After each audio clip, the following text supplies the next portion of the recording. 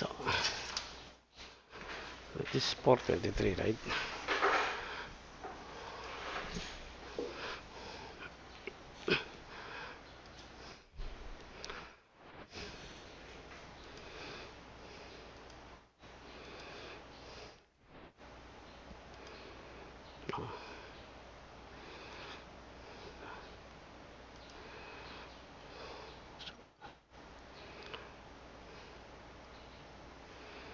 So,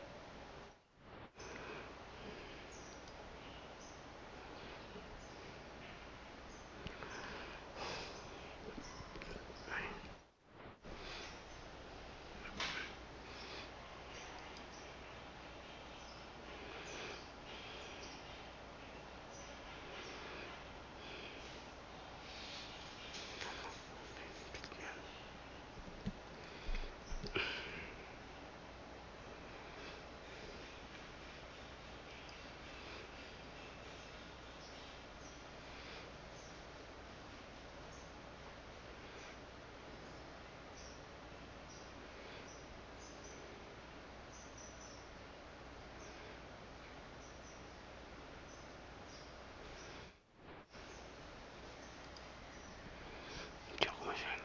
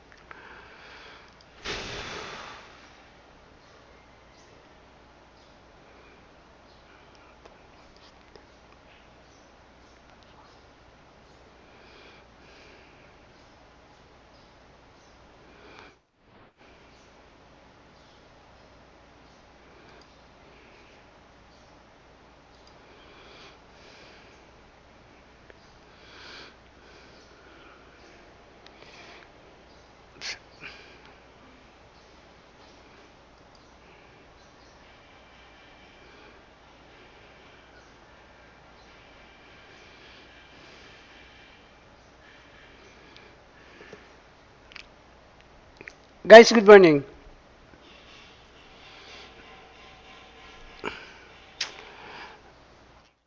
Okay, Mrs. Mariano, good morning. Painado, Verano, Fayabyab, Rivera, good morning. Now, we're moving on to the implementing rules and regulation of Section 423. And Section 423 is otherwise known as the de minimis value. Now, under the de minimis value, if the FOB or FCA value of a given imported articles is 10,000 pesos and below, then under Section 423, it shall be exempt from payment of customs duty and tax. Now, under the same section, it provides also that the 10,000 FCA or FOB value shall be subject to an adjustment. The adjustment means it can go down, it can be decreased, or it can be increased by the Secretary of Finance every 3 years from date of effectivity of the CMTA. Now, the CMTA took effect in 2016. So, therefore, 2019, pwede na sanang gumawa ng adjustment or the Secretary of Finance can already effect adjustment on the 10,000 threshold limit. However, until now, the rule is still the same. Okay, the minimum value shall be 10,000 and below FOB or FCA. Now, in making the adjustment by the Secretary of Finance, the adjustment shall be based on the CPI, the Consumer Price Index, as published by the Philippine Statistics Authority. So, nung 2019, pwede na siya nang i-adjust. However, there was no adjustment made by the Secretary of Finance. So, hanggang ngayon, the rule is still 10,000 and below for the de minimis value. Okay? Mr. Merano, CAO 2-2016 was issued. In other words, CAO 2-2016 was issued after the effectivity of RA 10863, otherwise known as the CMTA. And this CAO is focused in one section. That is section 423 of the CMTA. Now, why CAO has been issued? Because section 423 is lacking with interpretation and explanation.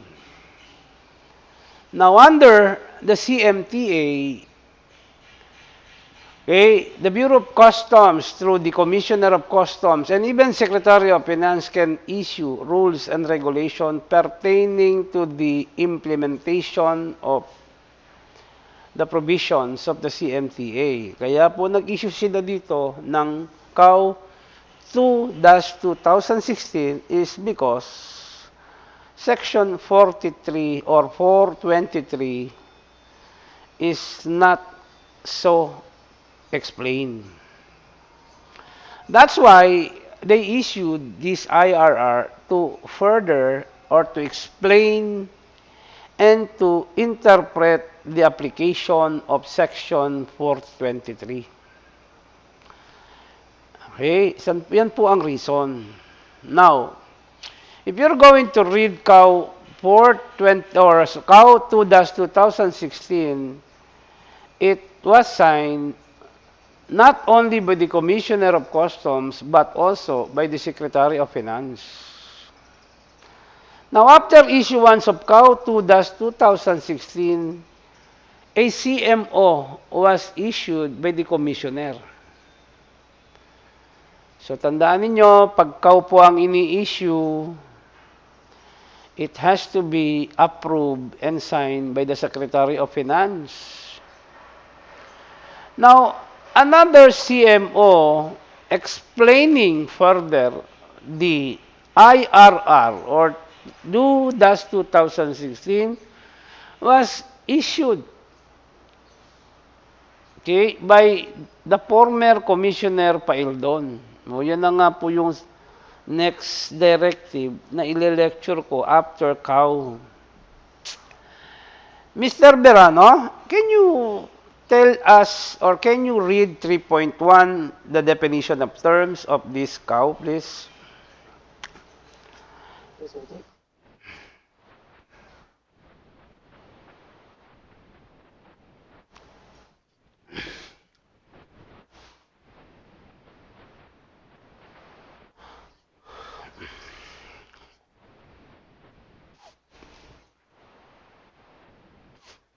Okay. The word commercial means the quantity or volume of the regulated items is more than what is needed by one or needed for personal requirements. One item or one piece of item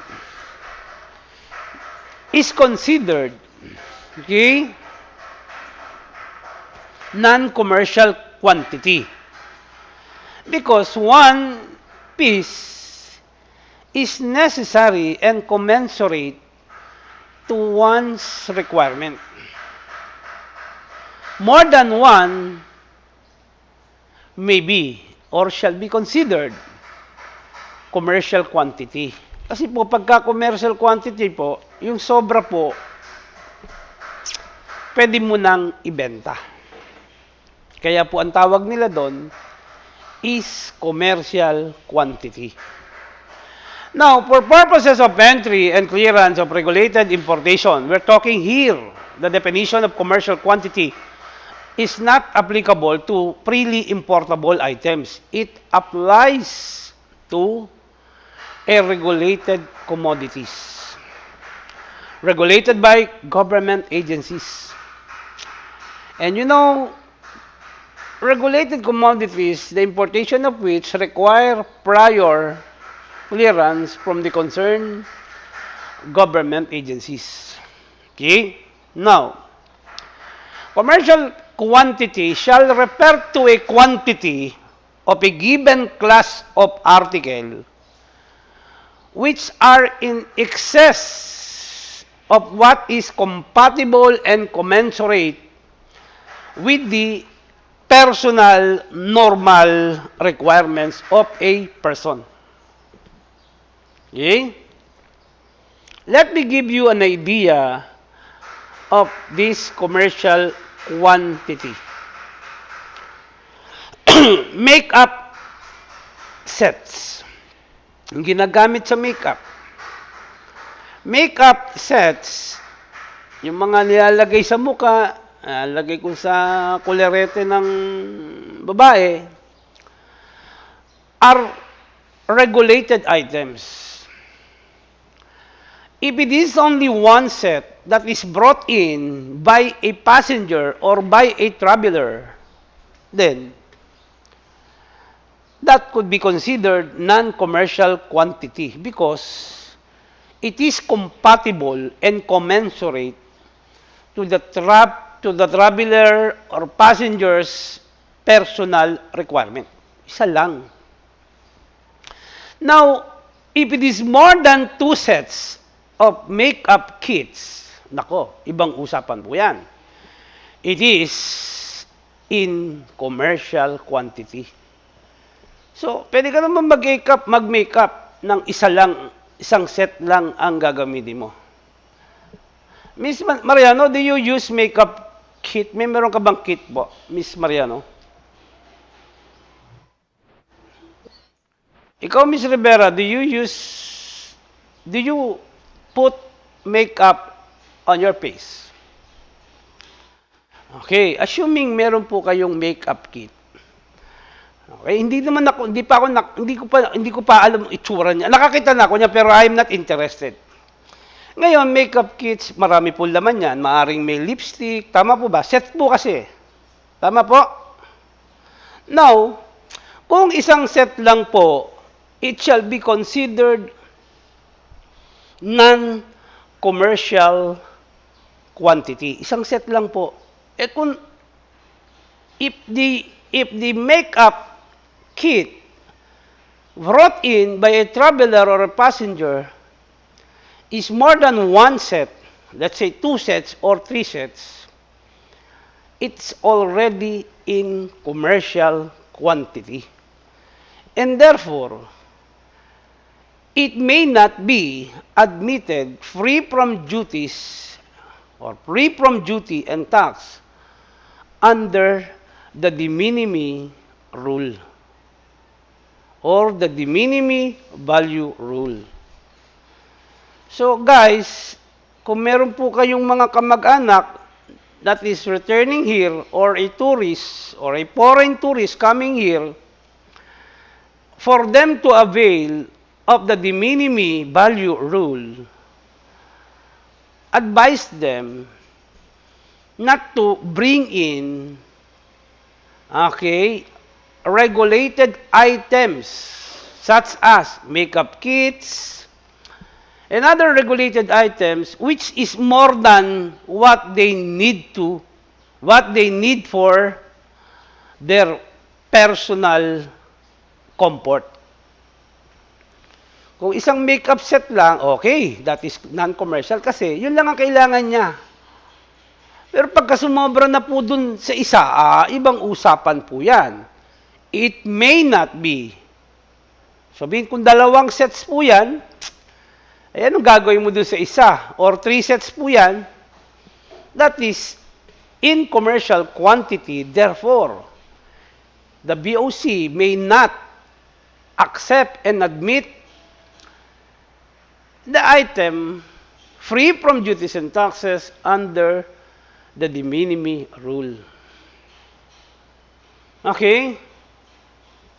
Naintindihan, ha? Pagka commercial, masyadong marami yan. Bakang tingin ko, hindi naman pwedeng 3 sets, 3 sets of makeup kit, sabay-sabay mong gagamitin. Aba, teka muna. Baka iba na itsura noon, paglabas noon. Kaya isa lang po, madalas, ang non-commercial quantity.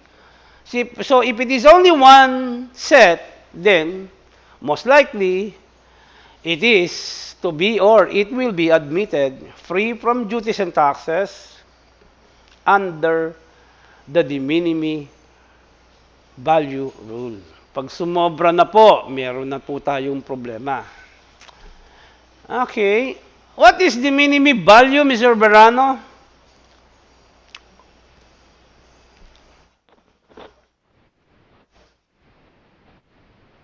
Okay. The minimum value means the price or value of goods for which no duty and tax shall be assessed and collected by the Bureau of Customs. The value is either FOB or FCA. It's 10,000 and below. Pag sinabi pong FOB and FCA, hindi po kasama sa computation yung insurance and freight.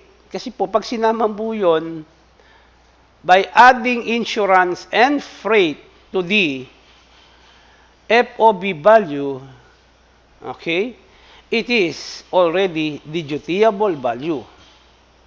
Now, the basis of determining the 10,000 pesos and below is not the dutiable value, but it is FCA or FOB value.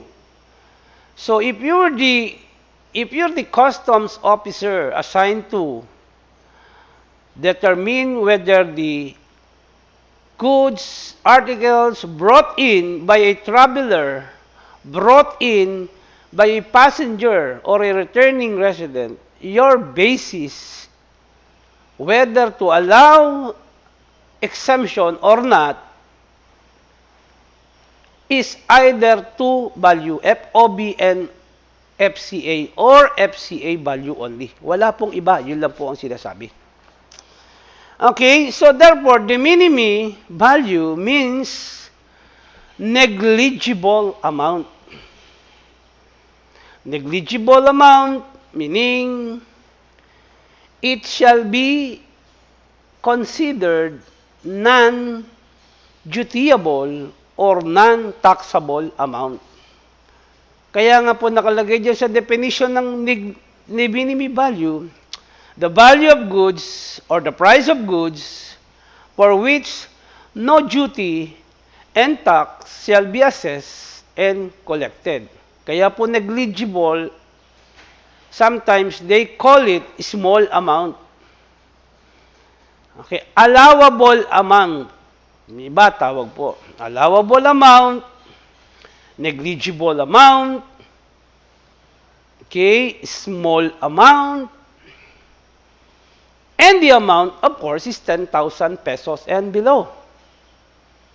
Therefore, the shipment or the goods shall be covered by the the minimum value privilege. Alam mo naman siguro yung privilege dyan, no?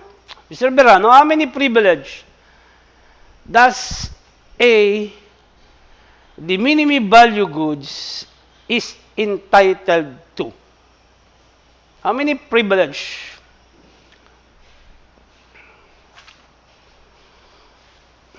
Mr. Pineda, how many privilege does the minimum value goods is entitled to?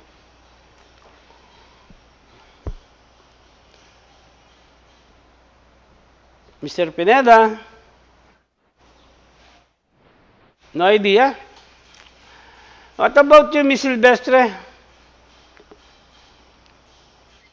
What are those two?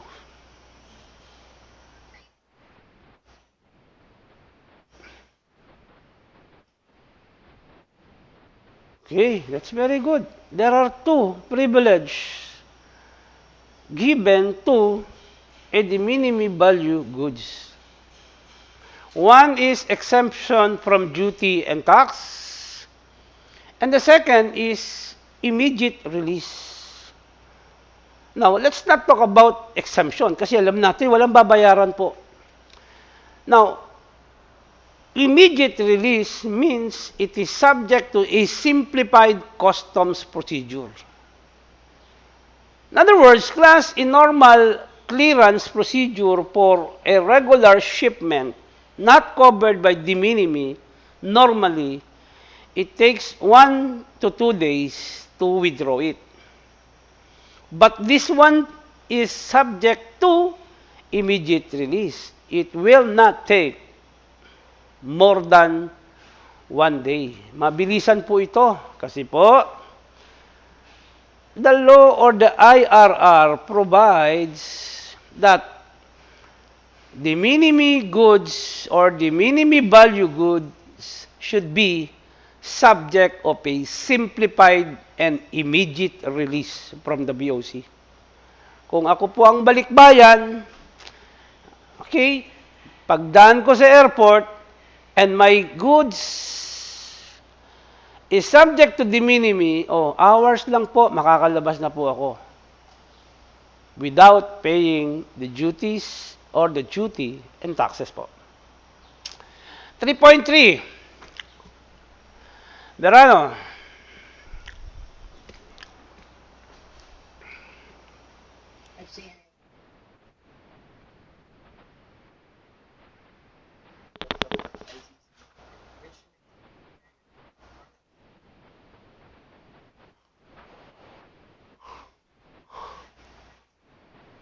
And what is FOB? What is the difference between, kasi ito, tinuro ko na sa inyo to sa tariff 3. I will distinguish to you the difference. Or I will give you the difference.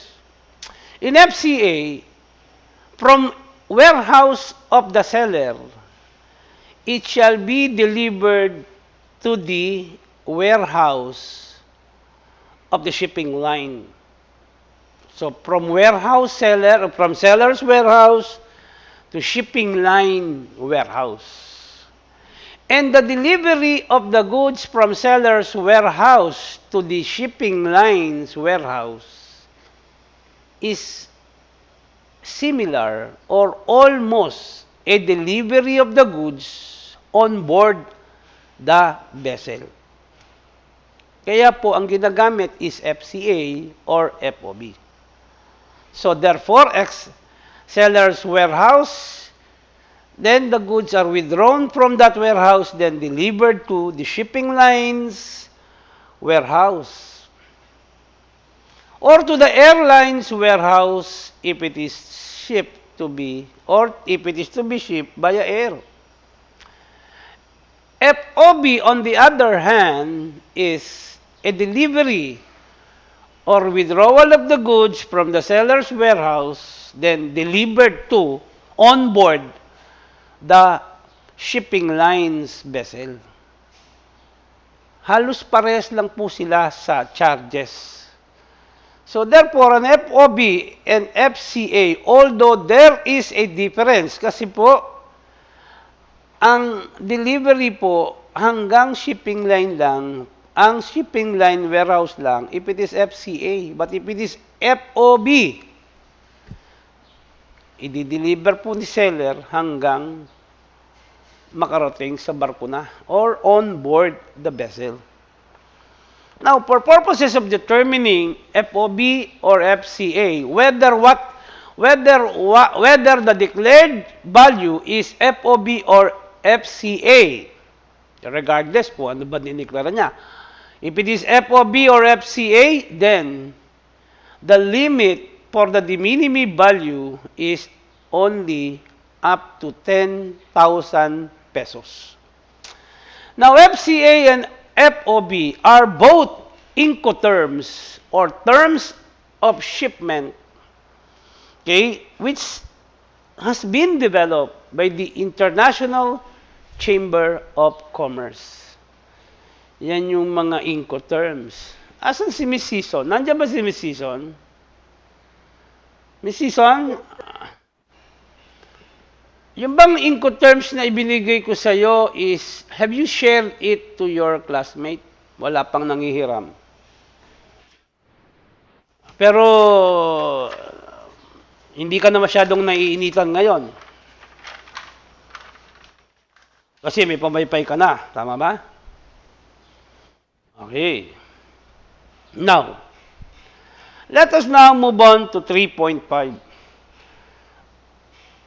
3.5, yan na, ang FOB i-define dyan. Kung ano ba ang FOB at ang FCA. Now, always remember that the basis of the 10,000 limit is FOB or FCA only. So, pagka ang given is CFR, ibalik mo sa FOB para malaman mo kung qualified sa de minimis value rule. Maliwanag po? Miss Season, in your tariff, who handled your tariff 2? Is it me? Mr. Pineda? Mr. Pineda? Okay. Sino nag-handle ng tariff 2 mo? Kasi I am about to discuss 3.5, the prohibited importation. Japet, okay. Prohibited importation is covered by Section 118. Tama ba, Miss Season? So, Section 118 provides for the list of items or imported goods which are prohibited. The word prohibited means absolutely prohibited. And the word prohibited means the importation of the following articles as enumerated in Section 118 cannot be legalized. Okay? Cannot be legalized. Bawal po. Without exception. Okay? Miss Silvestre,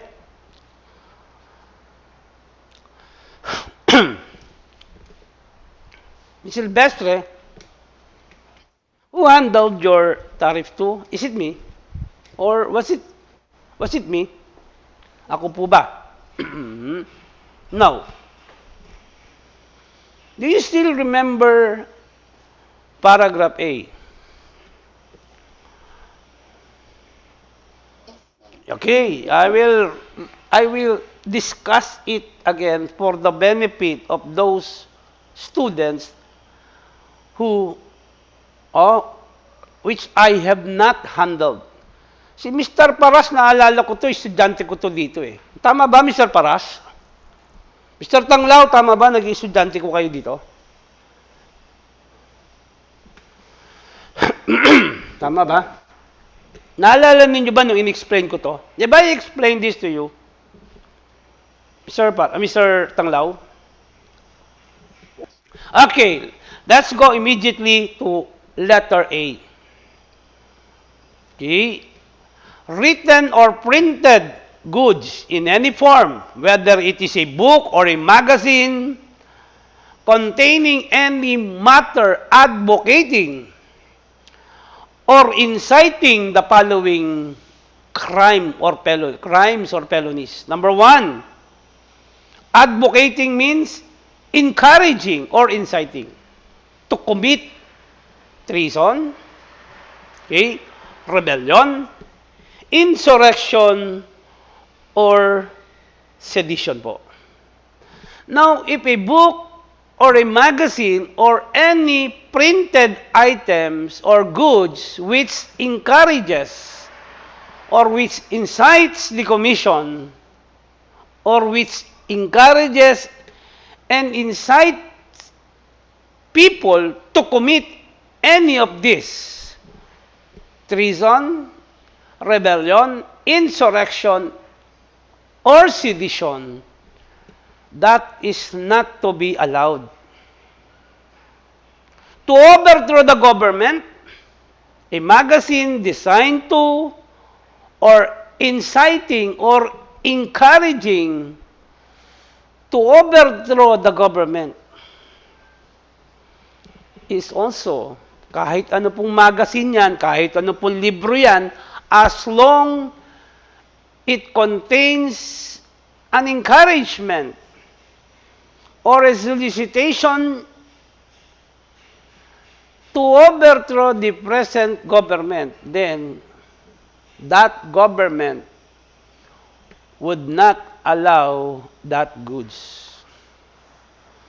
Another item that is prohibited here is any printed goods written that contains any threat to the life or to take the life or to inflict bodily harm upon any person. Mr. Verano, assuming you're President Duterte,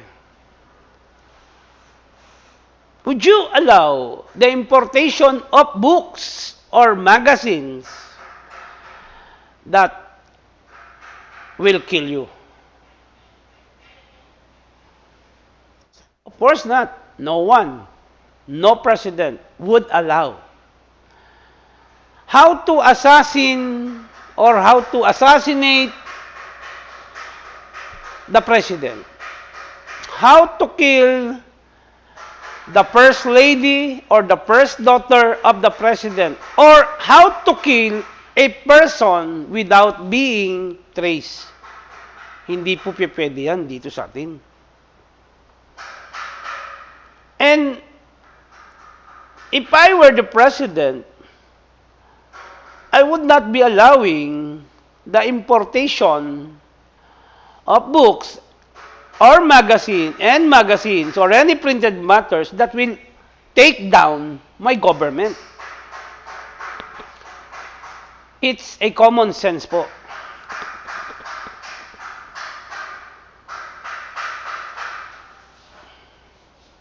Now, letter B po. Goods, instrument, drugs, or substances designed intended for unlawful abortion or producing or adopting unlawful abortion or any printed matters which advertises, describes, or gives direct or indirect information where, how, and by whom unlawful abortion is committed. Actually, class, okay, this letter B are instrument, drugs, or substances. O yung instrument po, yun po yung parang gunting na pag ibinaka mo yung babae, pwedeng kunin yung fetus. Okay? Yun naman pong drugs po or substance, pag ininom ng babae and that woman is pregnant, malalaglag po yung bata. And when it is not authorized, goods or printed matter by whom or from whom or by whom, how, where, unlawful abortion can be committed is also absolutely prohibited. Now, Miss Silvestre, ano yung tinanong ko sa inyo dito when I lecture this?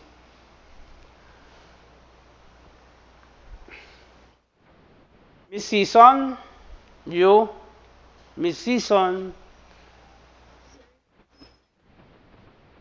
alam ko, kaya nga tatanungin kita eh. Now, Miss Season, is condom part of letter B, paragraph B? Why?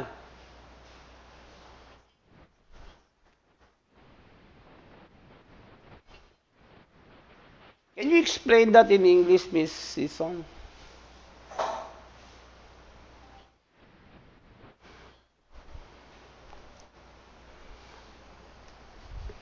Ano yung shit?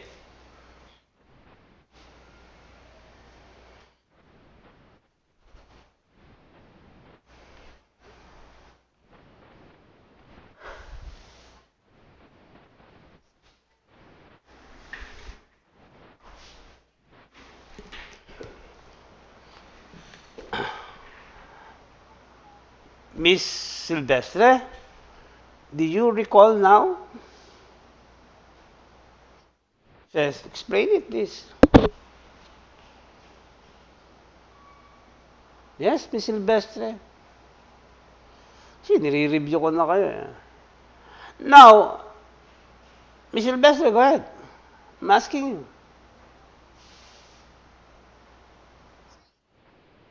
Okay, in letter B of section 118, the purpose is to remove the fetus from the mother's womb unlawfully. And that is what? Abortion po. Now, condom is not for abortion. Condom is to prevent conception po. Pregnancy po. They are of different things. Okay?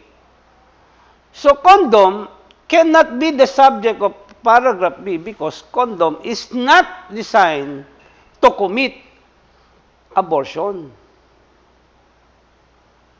Actually, condom is, for me, regulated or maybe even freely importable. Ikaw ba, Mr. Langlao, nakapagsuot ka na ng condom? Maigi. Kaya ako sinasabing freely importable or regulated, pag bumili ka niyan sa drugstore, pabili na pong condom, anong sasabihin sa'yo, Miss Silvestre, pagka bumibili kang condom? Hindi ka bumibili. Pag ako bumibili niyan, Mr. Pineda, Mr. Verano, sasabihin, sabili nga pong condom, sabi ko doon sa sales, doon sa, tawag ito, yung nagbibenta, anong tawag sa nagbibenta? Pharmacist. Ano pong flavor? Gusto ko yung strawberry. Ayan. Ay, sir, meron kami chocolate. Baka gusto mo rin ng chocolate flavor. Yan po yan. Tatanungin ka pa. So, therefore, B or condom is not part of letter B. Oh, guys, abortion may either be lawful or unlawful. Do you remember that lecture, Miss Silvestre, kung kailan ba siya lawful at kailan po ba siya unlawful?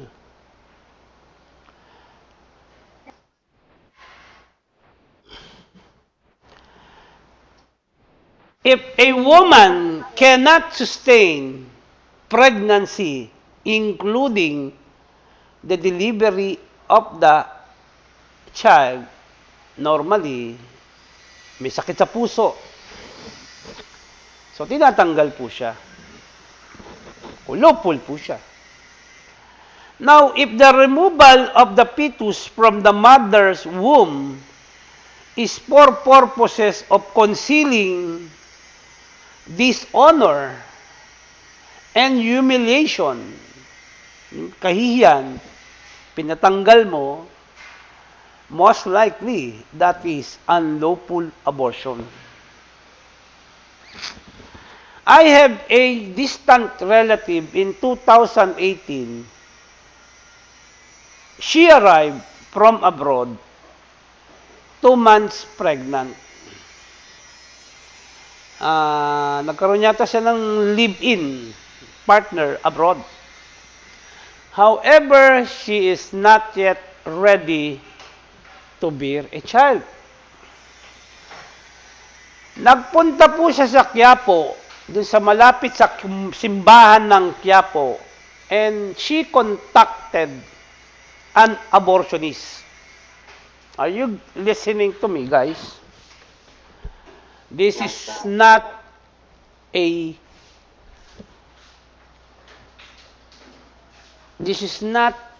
fancy story. This is a true story.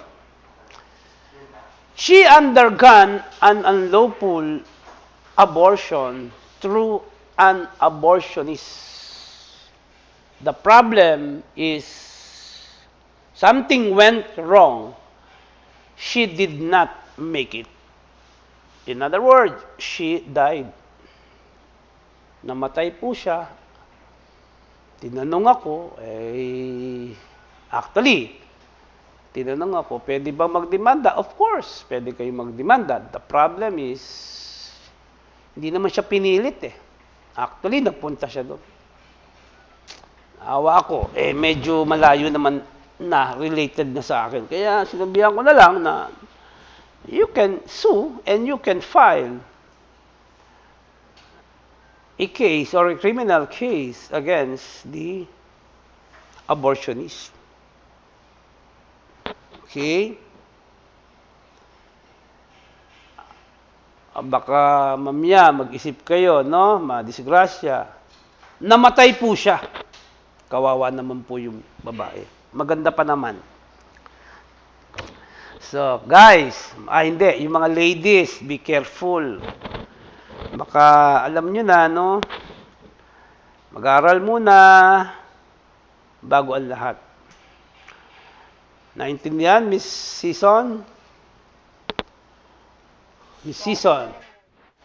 Baka may unahin nyo pa yung, alam mo na. Okay? Unahin nyo muna yung ito, bago yan. Letter C, Mr. Tanglao. Pakibasa nga, Mr. Tanglao.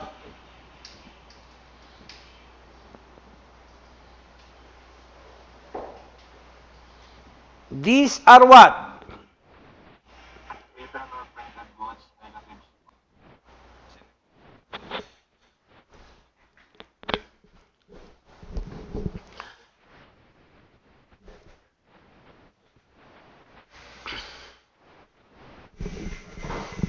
Immoral character.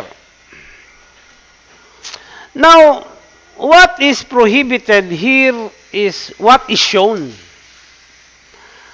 Drawings, films, paintings, engravings, photographs.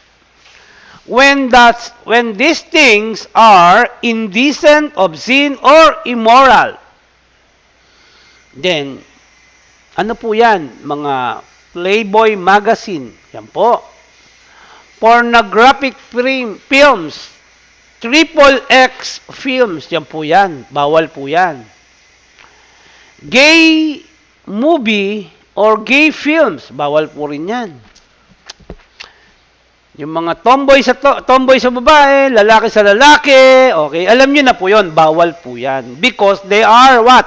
Obscene or immoral. Now, question, Miss Season, Mr. Pineda. Kasama po dito ang paintings and engravings po. Alam niyo naman siguro yung paintings, yung mga mga ginagamitan ng pintura, tas ganito, drawing ng medyo nakahubad yung babae or nakahubad yung lalaki. Now, question here is, when can you say that a painting is an art or when a painting is immoral? Miss Season, you?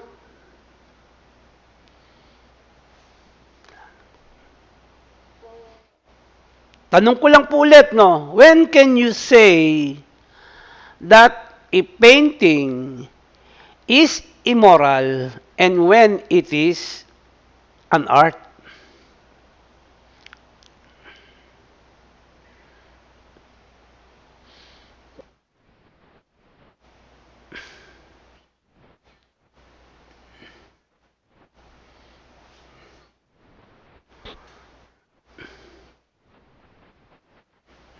Mr. Berano?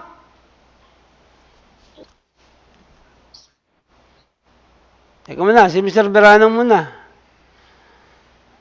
Kunwari, Mr. Berano, may painting na ang model sa painting is Miss Jaira Reyes. When can you say that her painting is an art or an immoral item?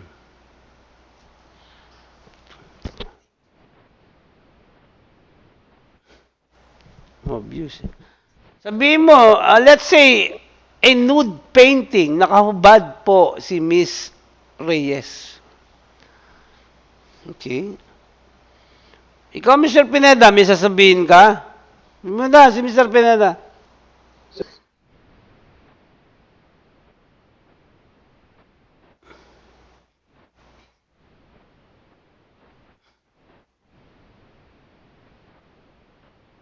Art siya. You have a point. Miss Season, kung ang lalaki po tumingin sa painting ni Miss Reyes at tumayo ang balahibo niya at kasamang tumayo yun sa kanya, anong tawag mo doon? Okay? Bagang painting po, tinignan ni Mr. Berano at Mr. Pineda at Mr. Tanglao, baliwala po, wala pong tumayo. Ano po yon? Yes, that's the distinction between the two. So if it is an art, then it cannot be a part of letter C. Now, when can you say or when do you say that this is an art or this is immoral? It depends upon the looker or the eyes of the beholder, kung sino yung tumitingin. Sa akin kasi, pag tumingin ako, pag tumayo yung balahibo at kasamang tumayo yun, this is not an art. Kasi, yung pagkakapinta at yung posisyon ng pininta, medyo, it is encouraging me to do something. Siguro alam nyo na yon, Mr. Pineda, right? Now, Mr. Berano, Mr. Berano, Mr. Berano, tell me, I will give you, ito naman, hindi naman to illustration, no? If you will be asked to choose whether this one is an art or this one is something, tell me, ha? Para bang pag sinasabi mong art, this is something na hindi na, maganda siya pero deadma lang, right? Tama ba? Pero pagka po immoral, ibang usapan po yan. Maaring pagkatapos mong tingnan yan, pag lalaki, pupunta po sa comfort room yan. Tama, Mr. Pineda? Okay. Miss Jaira Reyes, Mr. Verano, art or something? Ano ba pag sinabi mo art? Ay, okay lang. Wala man lang kadating-dating. Pagka something, oh, teka muna. Tumayo ang balahibo ko dito. That is no longer art. Yes, Mr. Verano? Miss Reyes? Miss Jaira Reyes? How would you describe Miss Jaira Reyes? Art or something?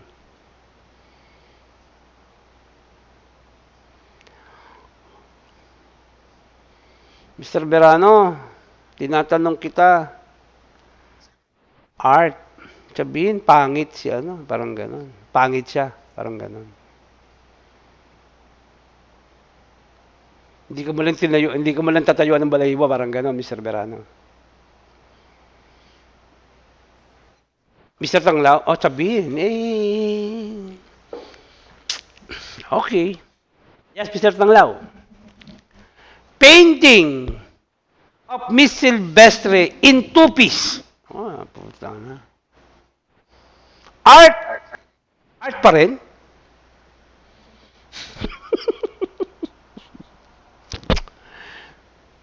Sabihin, walang dating. Parang gano'n. Sagwa, Mr. Pineda, painting of Miss Season with only Band-Aid.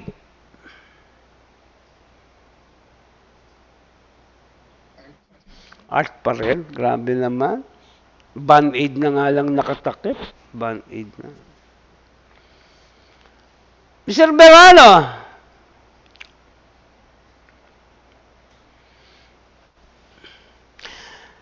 painting of Miss Mariano.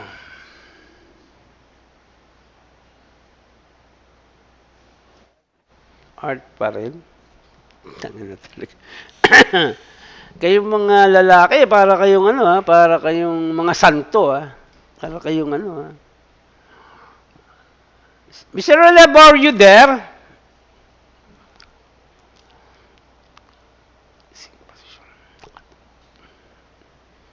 Mr. Relebo. Ba? Mr. Sosa, you. Okay, Mr. Sosa, a painting of Nadine Lustre, nude and compromising position. Alam ba yung compromising position, Mr. Sosa? Yung medyo, alam mo yung compromising, medyo appealing and alluring po and medyo seducing position. Medyo nakatuwad po. That is no longer art. It is immoral po. Okay? So at least alam niyo now, you now know what is an art and what is immoral. Mr. Pineda, dito ba alam mo sa akin yung art kasi parang, pag tinignan mo, walang papasok sa kukote ko. Pag immoral, may papasok. Tama? Dito ba sa MCC, alin ang mas marami? Art or something? Sa pagdating sa babae, pagka ikaw tumitingin sa babae, anong mas marami?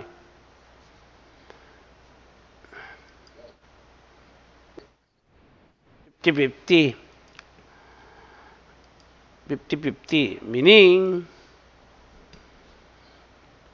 50% art at 50% are something. Something.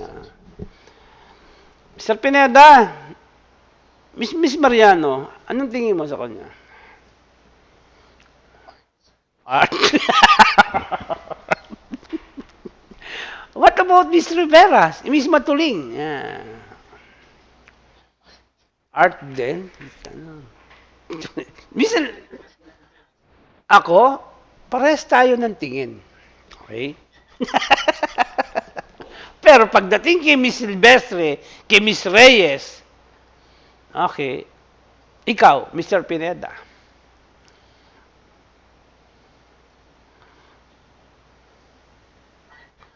O, pares pa rin tayo. At least play safe si Mr. Dorteo. Hirap na baka sabihin ko. Iba yan, di ba?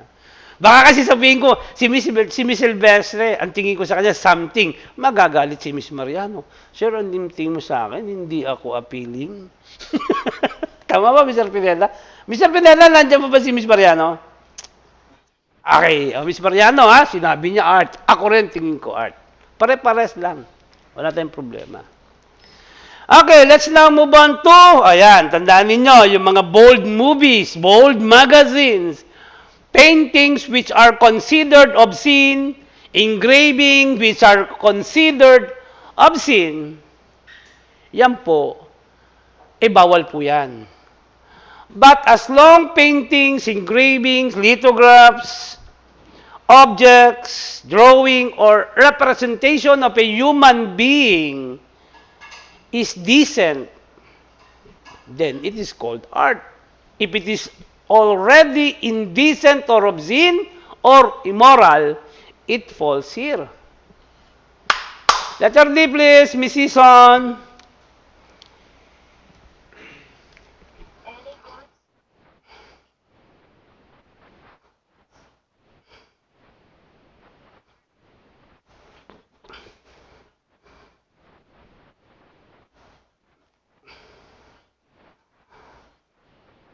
So what we are referring here are articles of jewelries. And jewelries made up in whole or in part of silver, gold, or other precious metal which does not, or metals or alloys, and the stamp, brand, or mark does not indicate the actual fineness. Miss Season, let's talk about gold. How do you count or measure the fineness or quality of gold?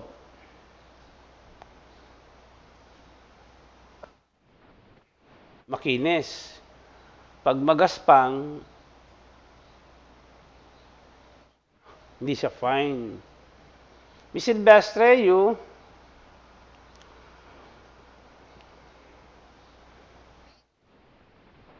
Yes po, carats po. Carats po. If the number of carats, the brand name, the stamp of any goods made of silver or gold or other precious metal or alloy is not indicated, kung hindi po nakalagay kung ilang carats po siya or saan po siya gawa or sino po ang gumawa, that makes it also a prohibited item.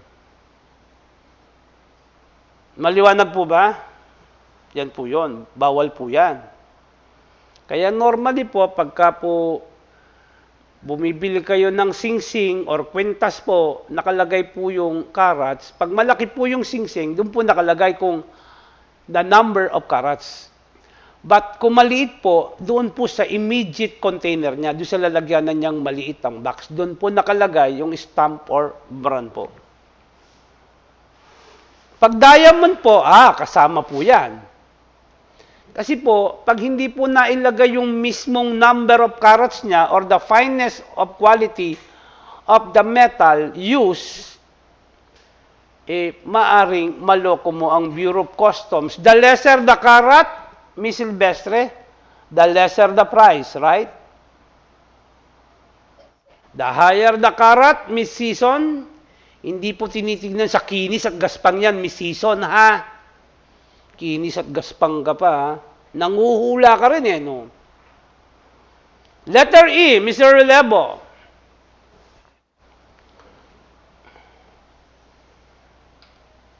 Letter E, Mr. Relebo.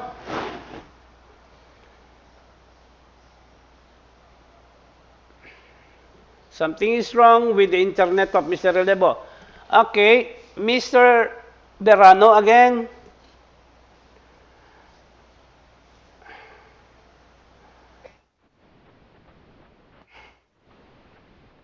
Let's cut the story short. Let us go to adulterated po. Adulterated po, ito po, pag sinabi pong adulterated, I brought in corned beef. And it says in the label, it is 100% beef. Actually, it contains only, okay, 50% beef, 50% kangaroo meat. Ang tawag po dyan is adulterated po. Bawal din po yan. Okay? So therefore, adulterated po. Sabi ko 100% brandy or pundador brandy. Actually, it contains 50% emperador and 50% pundador brandy. That is also adulterated po. Maliwanag po? Another that is absolutely prohibited is misbranded po. Ang sabi ko, ang marking po ng goods na dala ko is brand A, which is first class. However, it is not actually brand A, but is brand F po. The lower class po, or the lowest class po. Pinalitan ko po. Instead na dapat ang nakalagay doon sa goods na dala ko or pagkain na dala ko, it should be brand F.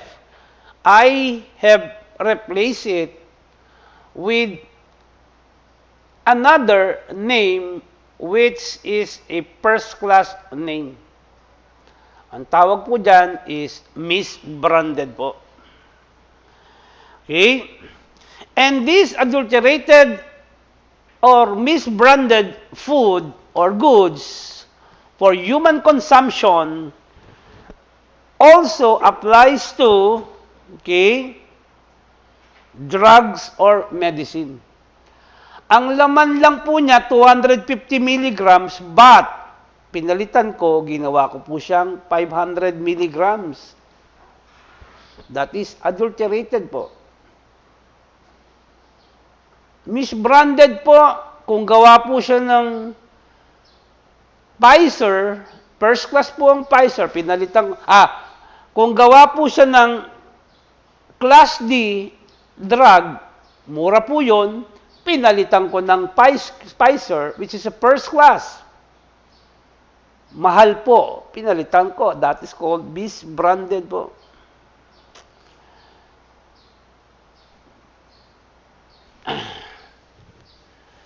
Miss Mungkal,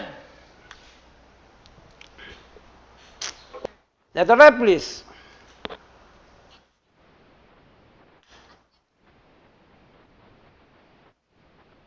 Okay.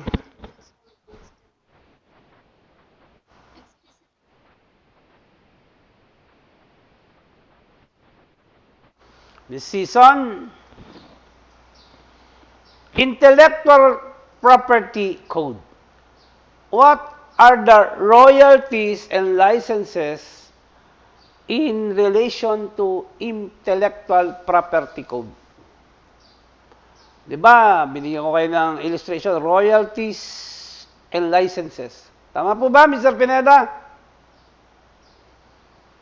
And these licenses or royalties protects the goods from being copied, imitated, or infringed. Tama po ba? And what are those royalties? I have lectured in Tariff 3, Mr. Pineda.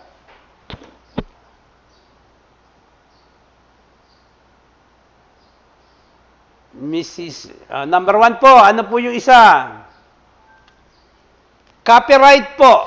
Number 2, patent po. Yung isa po, trademark or trade name po. These are what?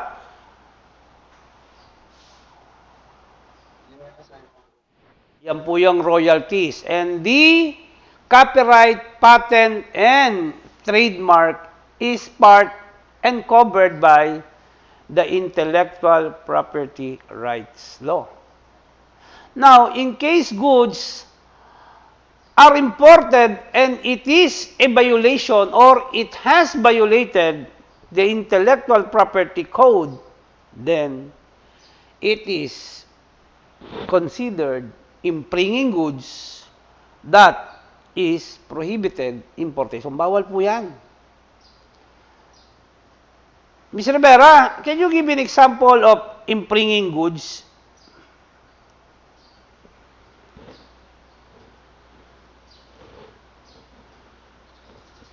Ms. Regala?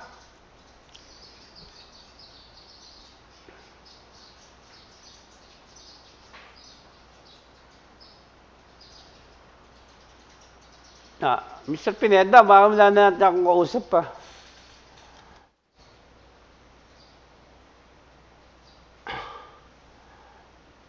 Miss Painado?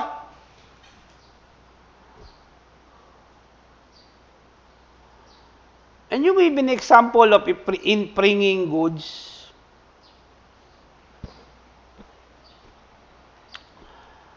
Miss Season? Okay. Can you give an example of impringing goods?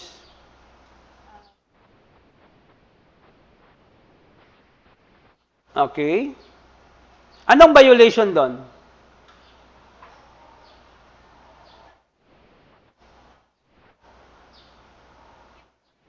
Trademark or trade name, tama ba? Ms. Rivera, you, impringing goods.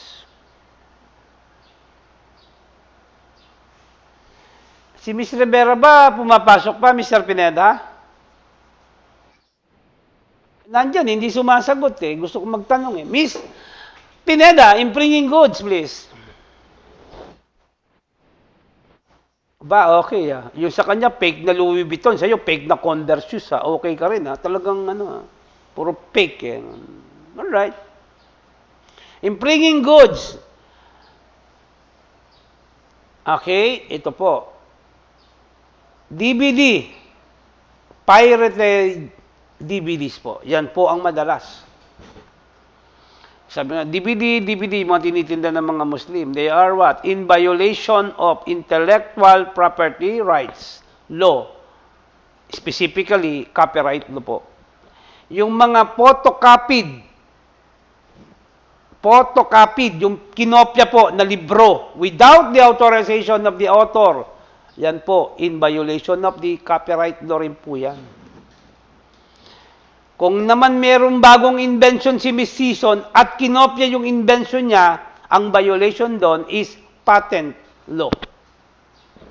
So they're impringing goods as defined under the Intellectual Property Code. Another related law is also considered as what? As prohibited. So dito sa prohibited po, kahit na po de minimis value siya, hindi po makakalabas ng customs. Actually, huhulihin po siya. I hope you're getting me, class. Okay? Maliwanag po? So, dapat po, maintindihan ninyo. If it is prohibited, covered by Section 118, and it is brought in by a passenger or a returning OFW or a returning resident, ay hindi po siya lulusot. Kahit na sabi mong 5,000 pesos ang value niya, huhulihin po. Pati ikaw, huhulihin. 3.6, regulated importation. Okay, regulated importation are goods which are subject to regulation which may be imported only upon securing the necessary goods, clearance, or licenses or permit from the concerned government agencies. Ms. Silvestre, alam mo naman siguro yung mga government agency with respect to regulated imports and regulated export, right? Okay? Now, in case what is brought in by a passenger or by a traveler is covered by a de minimis value, okay, O, sabihin, regulated po yung dala ni pasahero ng tourist. And the value is within the 10,000 limit. Now, although the value of regulated item is within the 10,000 limit, the importer, passenger, traveler, tourist shall be required to secure first a clearance from the concerned government agency before the BOC allows the release. Okay?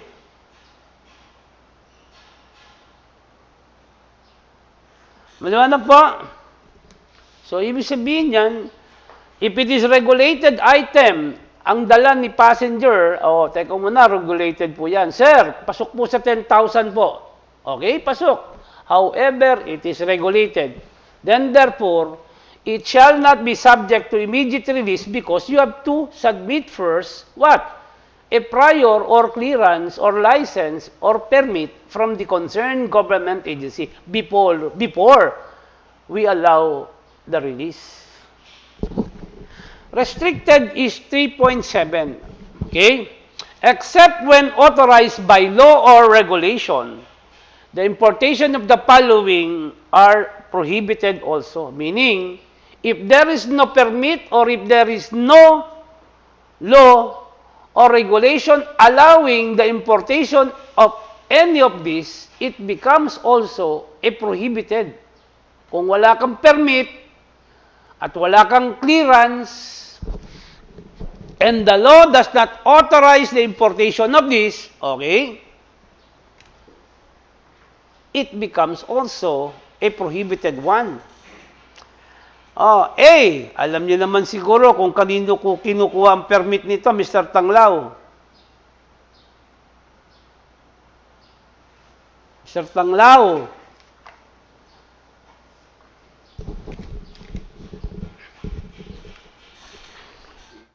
Yes, PNP. Letter B po, Miss Season. Kanino po kinukuha ang permit nito?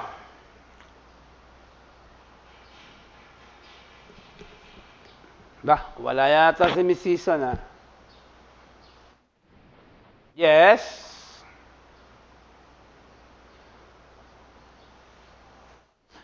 Miss Pineda, kanino kinukuha itong letter P? Letter B po. Sa PAGCOR po, Philippine Gaming and Amusement Corporation po, ang permit niyan. Without permit, A, B, C, D, E, okay, it becomes prohibited po. It is subject to seizure po. Letter C, Philippine Charity Sweepstakes Office po. Letter D, PIDEA or PIDEA or the Dangerous Drug Board po. Sila po ang nag-o-authorize. Okay. Now, letter D is only authorized when these items are to be used for medicinal or experimental purposes. Ngayon, kung nag-import dito para letter D, para gamitin ni Mr. Duterte para mag-addict siya, hindi po pwede. Kasi po ang purpose ng letter D po, okay, is for medicinal and research purposes. Letter E, opium pipes, okay? Or parts thereof, yung ginagamit po to consume an opium is also restricted. However, ang sabi doon, if it is allowed by law, or regulation, then this can be imported legally. Sabi daw pong ganon. Letter F, any goods, any other goods which, or any other goods, the importation are restricted.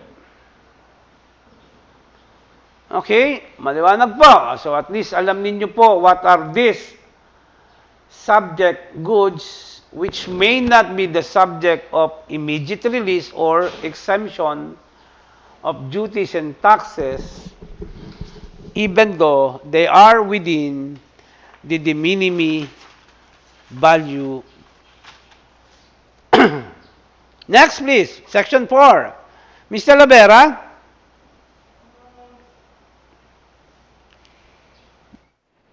Yes.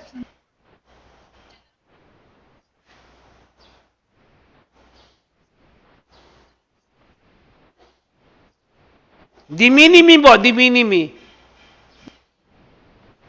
Teka muna, Mr. Lavera. 4.1 is only a what? A reproduction of Section 423. Tama po ba, Ms. Season, Mr. Pineda? Kung ano po yung nakalagay sa Section 423, yun din po yung nakalagay sa 4.1. Tama po ba, Ms. Silvestre? Yes po. Kaya po, inulit lang po yan. In other words, 4.1 has been copied or has copied or a duplication of Section 423 po. Yan po yung sinasabi sa Section 423. 4.2, Mr. Lavera.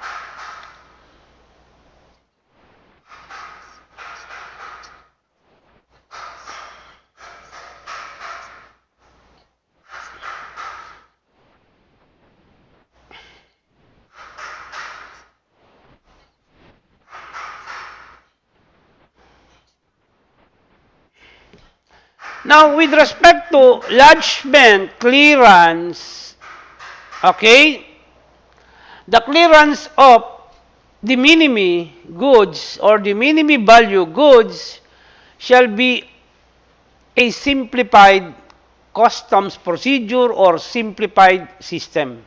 The lodgement shall be also in accordance with the international or information and communication technology under section 109, meaning ang lodgement po electronic din po. But that is only a general rule. Meron pong pwedeng i-process or i-file manually.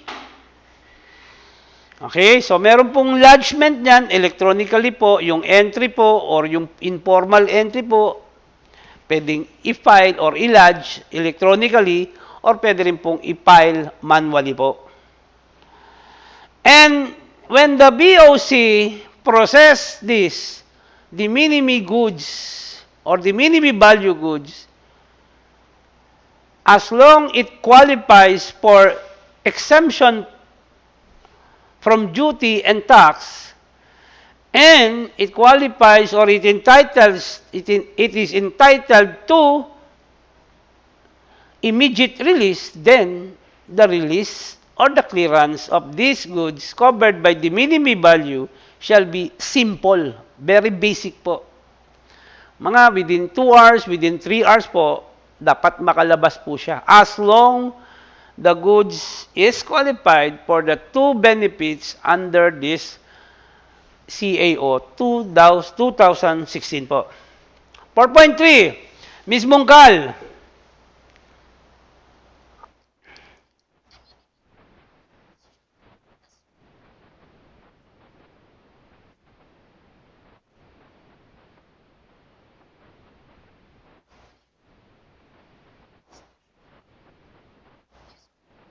So, Ms. Silvestre, is the examination, report point 3 refers to examination of the goods covered by the minimis value. Right, Ms. Silvestre? Ms. Mariano, 4.3 provides for how the goods covered by the minimis value shall be examined. Right, Ms. Mariano? 4.3 po. Tama po ba? Now, how are goods covered by the minimis shall be examined, Ms. Mariano? What type of examination?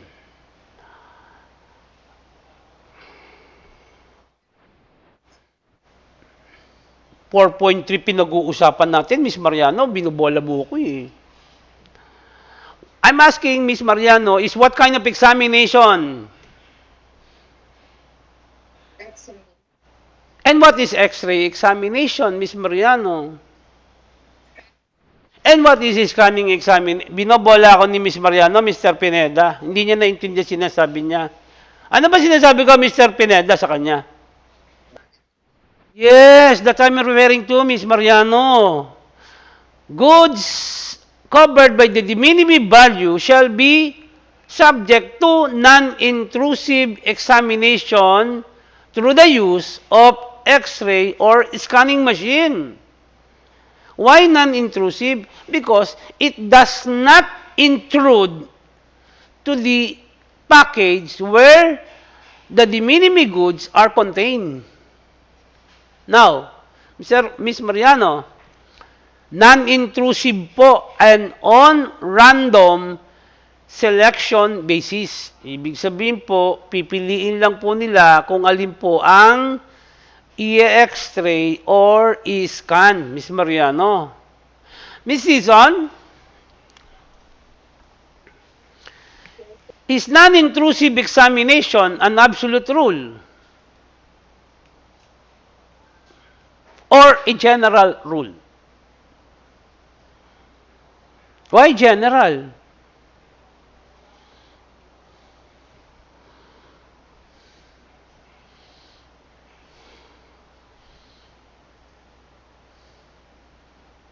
Miss Season, nandiyan ka pa?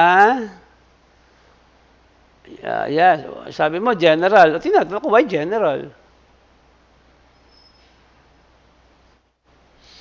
Oh, what is the exception?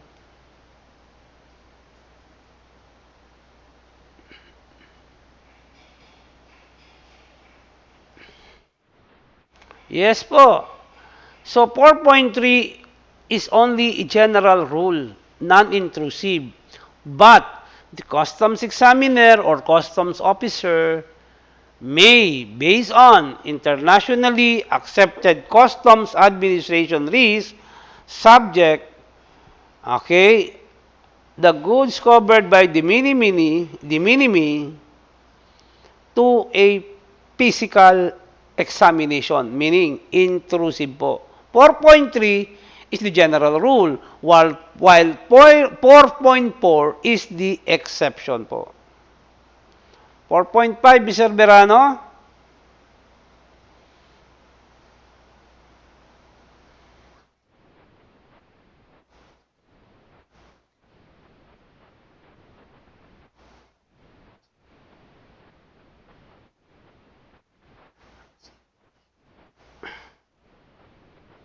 Can you explain or illustrate that, Mr. Pineda, yung 4.5 po?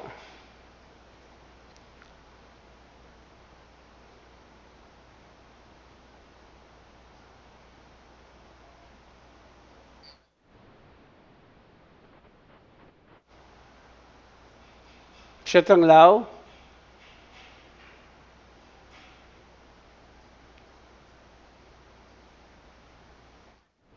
Idea. Mr. Verano?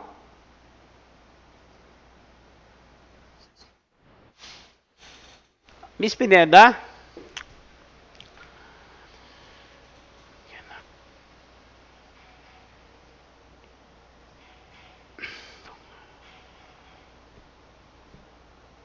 Miss Silvestre?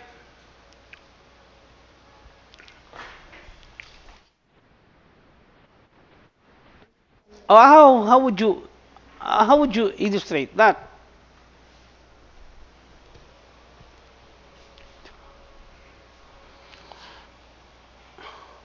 Is there anyone who would like to illustrate that, this?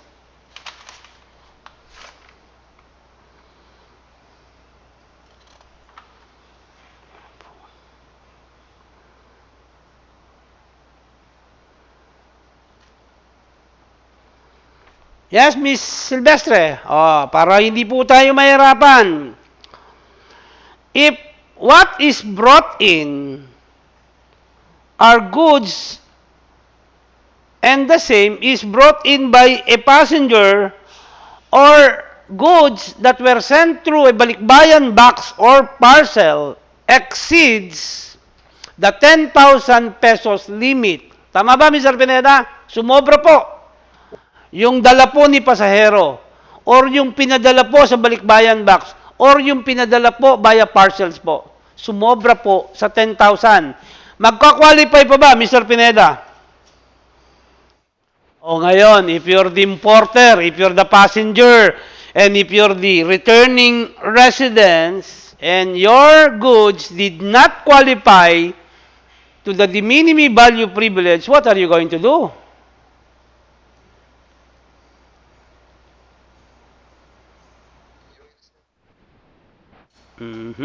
Miss Silvestre? Yes, if the shipment brought in by the passenger, brought in by a returning resident through balikbayan box or parcel, did not qualify to the de minimis value privilege, then the option is to file a request for exemption or exemption under Section 800, particularly Paragraph F, Paragraph G, Paragraph H. Doon po kayo pupunta pag hindi po kayo nag-qualify dito sa 10,000 kasi sumobra po. Did you get it, Mr. Pineda? Kaya po nakalagay dyan, if goods brought in by passenger, balikbayan boxes, or parcel was denied duty and tax-free privilege under the de minimis, then the remedy is for the importer passenger to apply for an exemption pursuant to Section 800. Kaya nga without prejudice. Pag dininay po, doon ka magpupunta sa Section 800. Pupunta ka doon sa 150, 250, or 350. Tama ba, Ms. Silvestre? Paragraph F, Paragraph G, and Paragraph H yung binabanggit ko? Yan po yung gagamitin mo. Maliwanag, Mr. Pineda, pag hindi ka lumusot sa de minimis, doon ka pupunta sa kabila sa Section 800. Tama? Miss Sison, you. Next, please.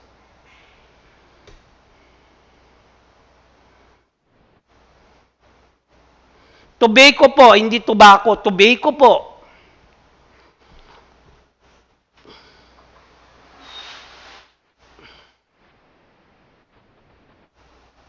Can you explain that, Mr. Pineda, 4.6?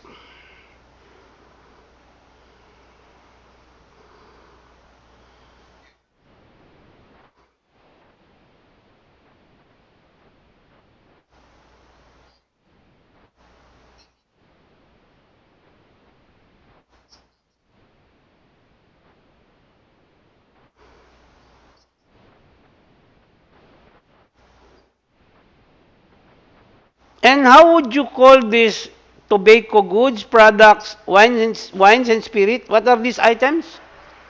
Ang tawag sa kanila, Miss Silvestre? Anong tawag sa kanila, Miss Silvestre? Pagka tinatawag ko, pag anong tawag, anong klaseng what kind of items are these?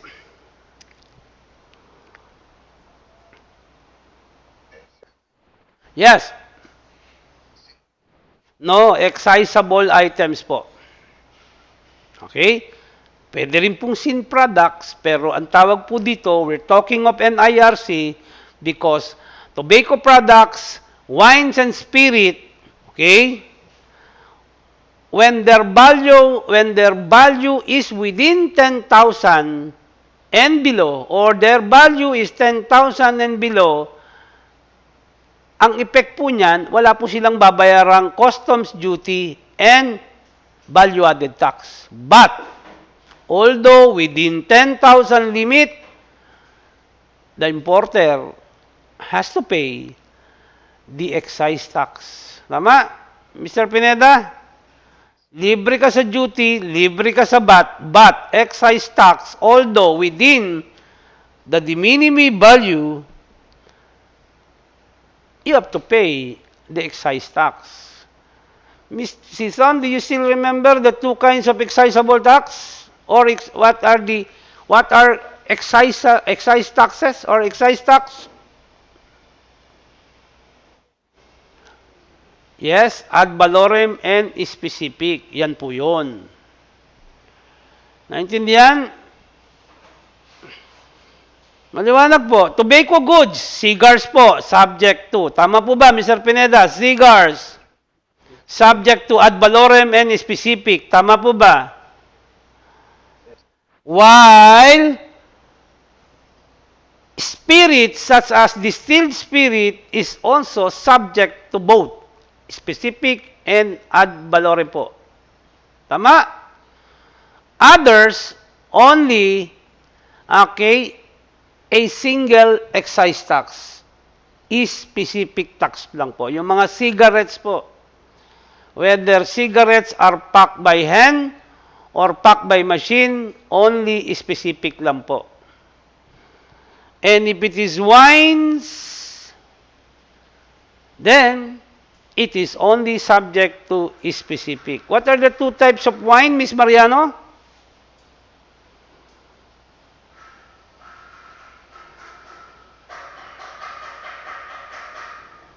Miss Mariano?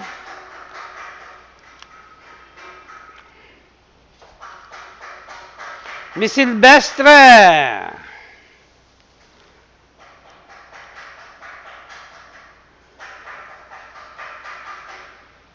Sparkling and still wines po. Yan po yon.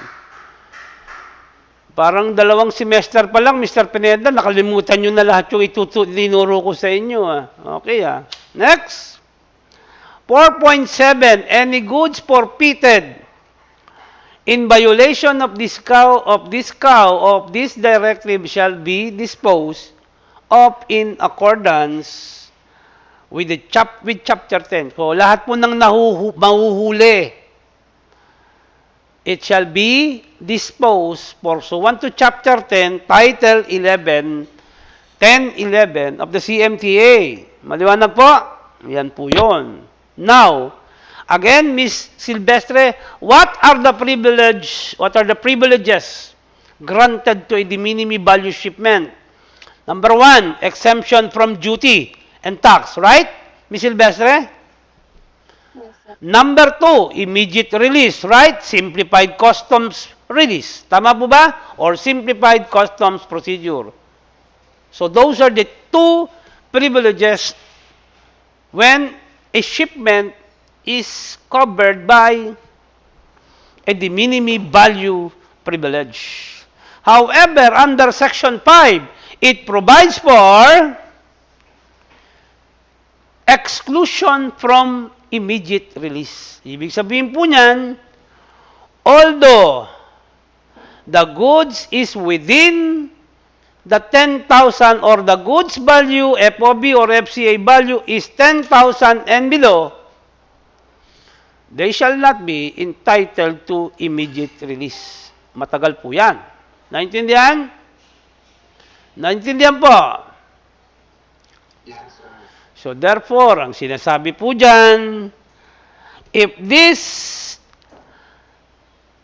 any of the following importation is not or is within the de minimis value, however, it is described under Section 5.1 up to 5.5, they shall not be entitled to immediate release, but entitled to payment, to free, or to exemption from duties and taxes po. Yun lang po entitlement nila. Okay? Maliwanag po? Maliwanag po? Okay. Next, 5.1, please.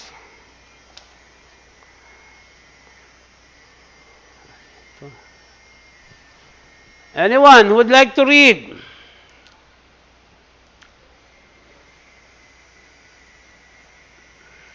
Bawal lang gusto magbasa. Yes, go.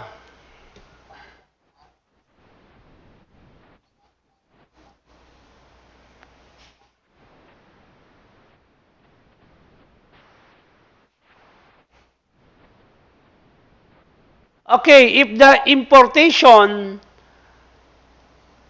is being applied for a de minimis privilege under this particular directive or CAO, and the commercial invoice submitted by the passenger or the importer says without commercial value or of no commercial value, but or there is a declared value, however, it is qualified by a price for customs purposes.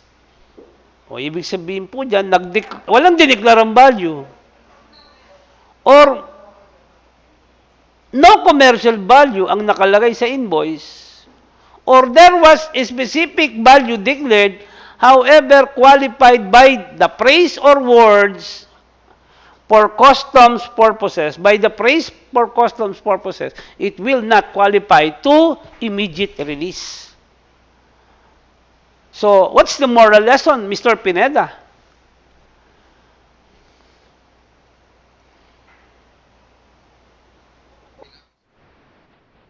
Tamang value.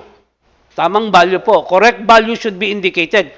Do not indicate in the commercial invoice without commercial value or of no commercial value, or there was a value declared, however, it is qualified by phrases or phrase for customs purposes. Because whenever the Bureau of Customs sees these words or phrases, it creates a suspicion on their part that the importer is hiding the value. Right, Mr. Pineda? So, kung ikaw po yung pasahero or ikaw po yung balikbayan, ilagay mo na yung tamang value. Do not use any of these phrase. Kasi po, immediately, it shall not be entitled to immediate release. Out ka doon.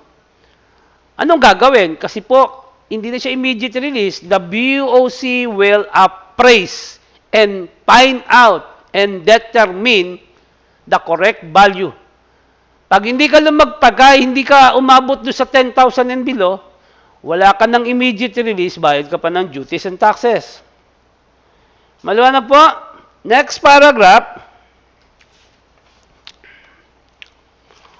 Hence,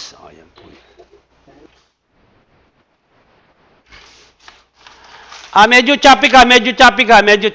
Ayusin mo yung linya mo. Mr. Berano, you. Hence,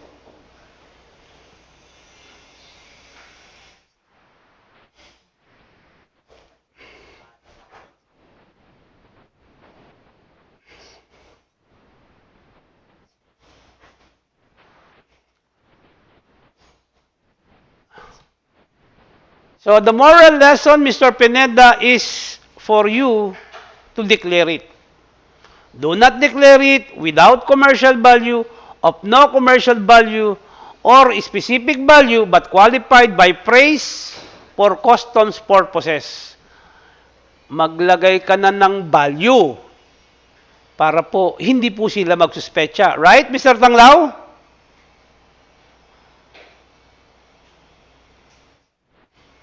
Huwag mong gagamitin yung without commercial value, of no commercial value, huwag mong gagamitin yan kasi po it will create a suspicion. Or there was a specific amount declared, however, the amount is qualified by a phrase for customs purposes. Ibig sabihin po dyan, kaya mo ayaw mong ideklara yung value, there is something wrong with the value. Tama ba? So the moral lesson there is to declare the correct value. And the correct value, when it is declared in the invoice, it must be supported. So when the value is declared by the importer, passenger, or balikbayan, it has to be supported by documents po. Available documents, such as invoice po.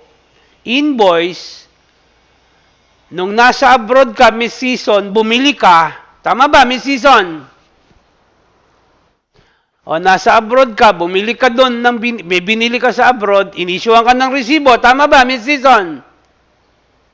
Yan po ang gagamitin mo, yung invoice na in-issue sa'yo ng seller sa abroad kung ano yung binili mo. Let's say, bumili ka sa department store or sa shopping mall or appliance store. Yun ang binili mo, issuean ka na resibo. Yun po ang ipipresent mo sa customs po. For them to be convinced that you are telling the truth regarding the value.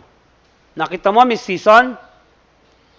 Kaya ikaw, Miss Season, pag nag-abroad ka, bumili ka, ang worth ng binili mo is 8,000 and you want to avail of the de minimis value privilege, then keep the receipt. Pagdating dito sa airport, ipakita mo lang yon. Ito po ang value niyan. And you will qualify not only to duty and tax exemption, but also to the immediate release. Did you get the point, Miss Season? Okay. 5.2, Mr. Merano.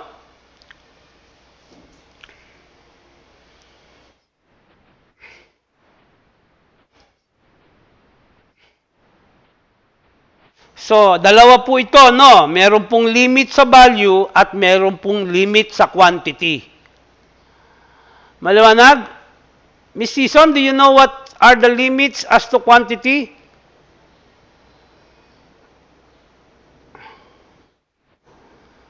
Five point two po.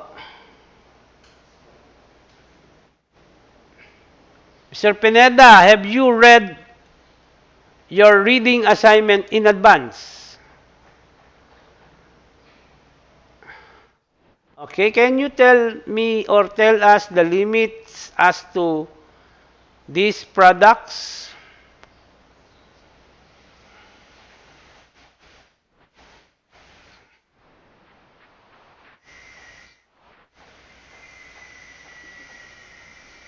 Mr. Tanglao, nakapag-advance reading ka po ba?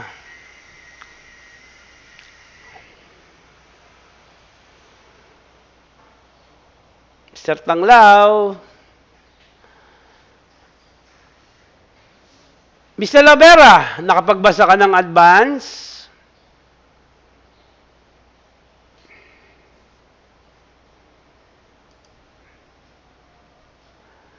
Wala na sumasagot sa akin. Nagtanong lang ako ng advance.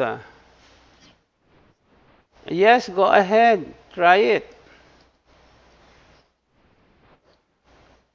Yes, I'm talking about ayan. Ano po yung limit, Miss Munggal? Oh, Mr. Pineda, Miss Season, Mr. Verano, the limit that I am referring to is in 28-2016 CMO. For cigarettes, how much? For cigar? For wines? Sa pag-spirit po, pagka wines, hanggang 2 liters lang po. Pagka po spirit, fortified or strong liquors or liquors, it's 1 liter lang po ang limit. Miss Season, hindi ka na naman nag-advance Nainitan ka na naman, ginawa mo na naman pamaypay siya Okay. What about toilet waters? What is the limit, Miss Mungkal? 1/4 liter lang ang pwede pumasok sa de minimis. 1/4 liter is equivalent to how many ml, Miss Season?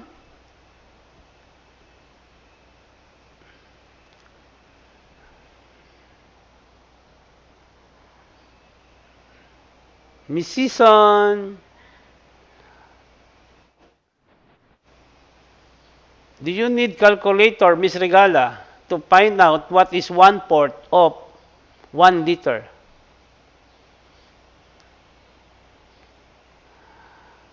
Miss Regala?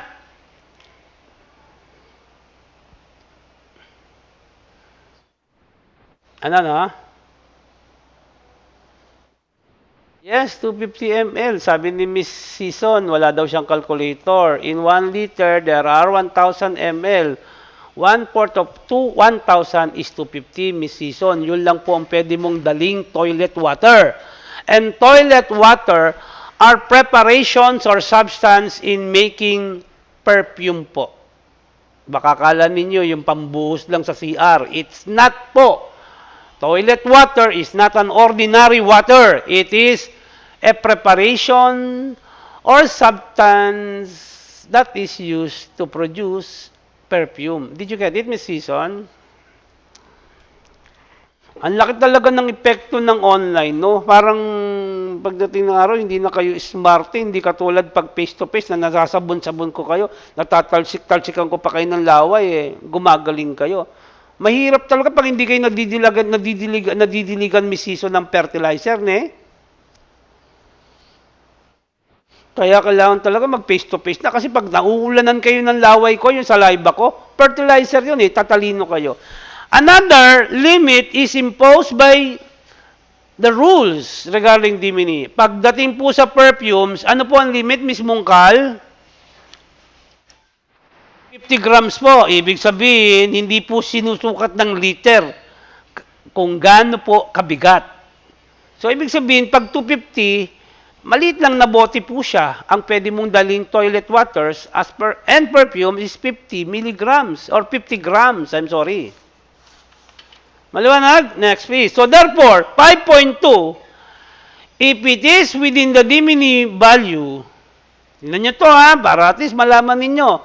If it is within the dimini value, and the products brought in are excisable item, but over the limit, naintindihan? It shall not be entitled to immediate release. Maliwanag po, later on, malalaman ninyo what is the effect of excisable products brought in excess of the allowable limit. Pero dito po sa 2-2016, pag sumobra po sa limit, hindi na po siya covered ng immediate release. Klaro? Miss Pineda? Mr. Pineda and Miss Pineda?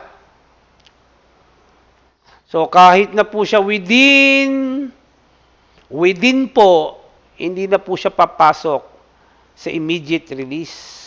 Sumobra po kasi. 5.3.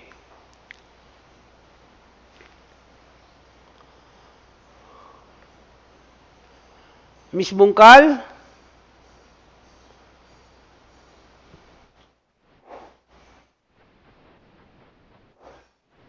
Okay, so shortcut ko po. Sandali lang po.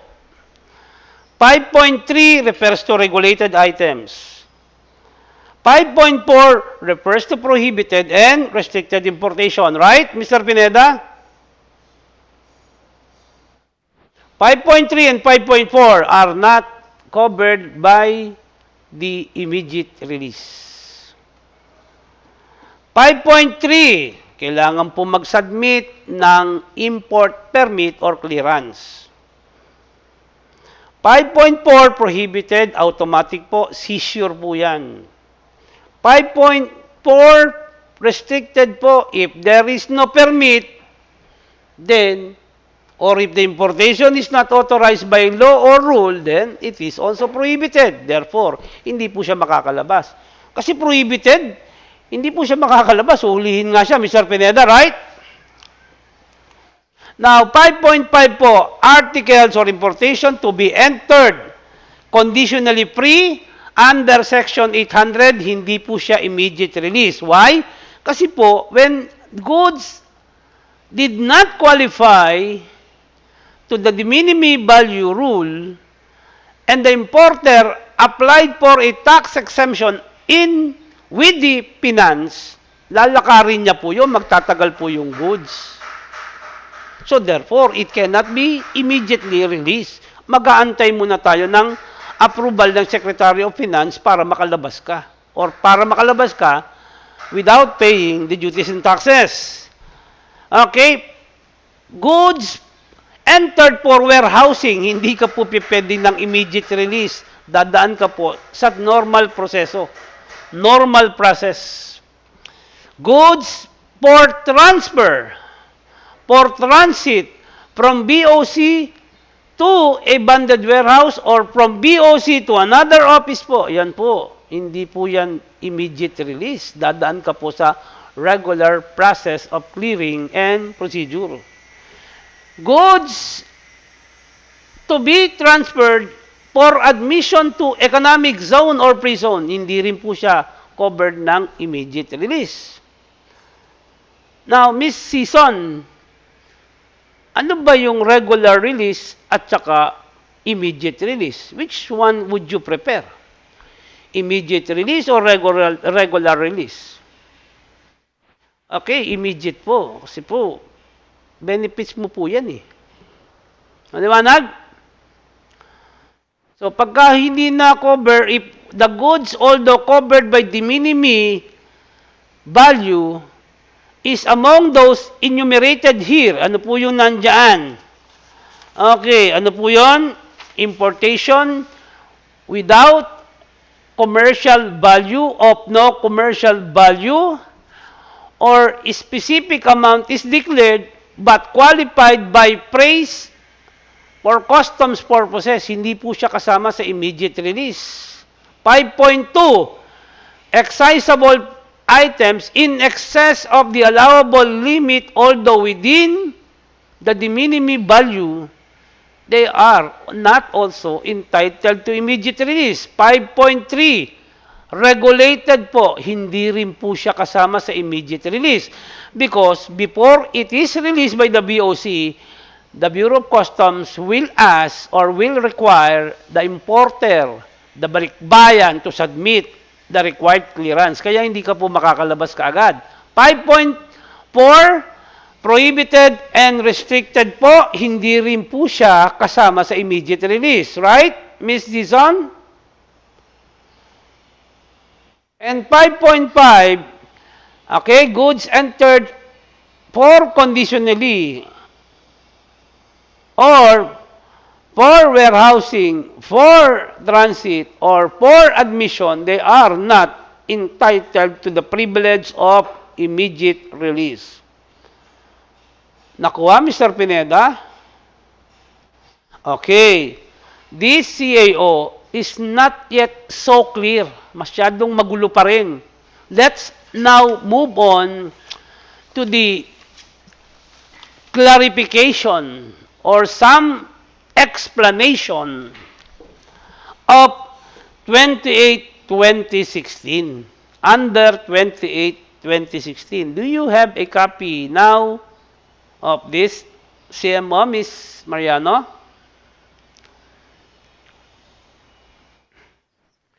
Yes, Ms. Mungkal, ano po yung pinaka-importanting objective ng 28-2016? 2.1 and 2.3 po. Yes, to better illustrate the practical application or interpretation of CAO 2-2016. What does it mean? Because 20 or 2-2016 is not yet so clear. That's why a CMO has been issued explaining it, interpreting it. Tama po ba? Yan po.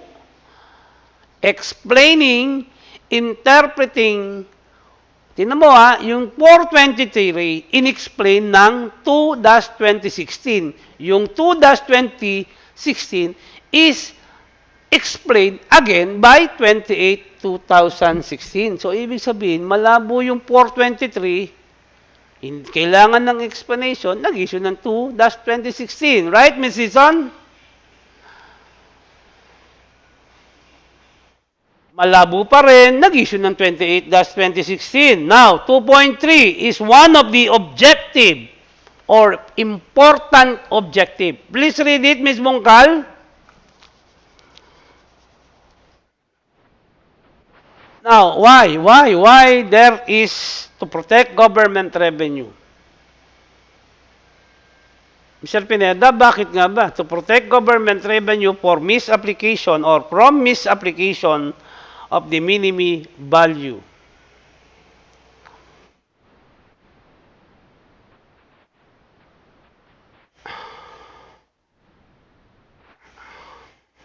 Ms. Season?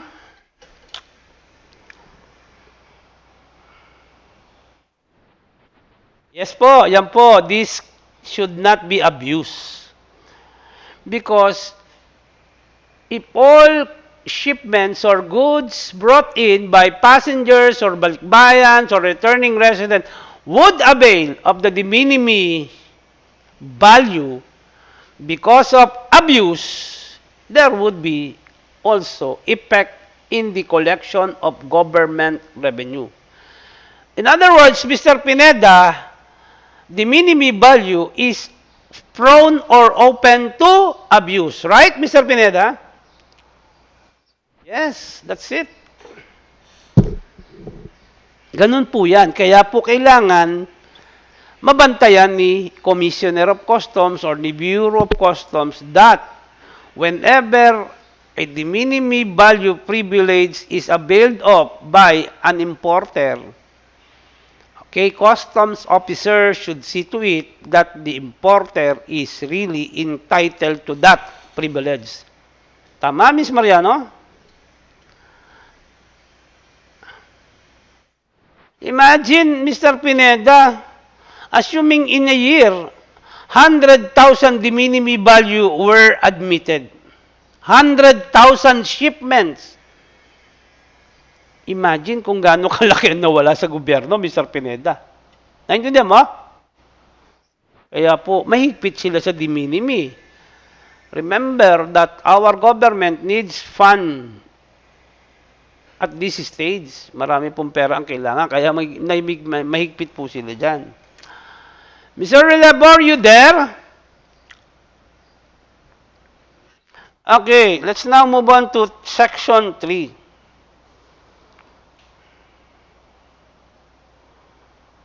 Mr. Relabo?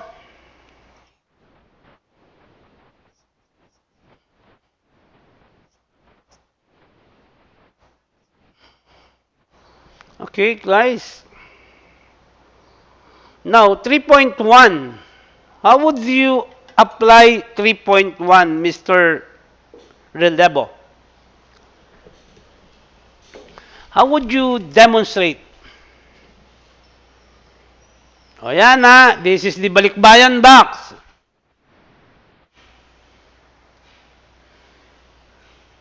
Mr. Relabo, you there? Item A, item B, ayan ha, laki ng balikbayan ko. Laki na, ganyan lang ang laman. O, ayan. Item C.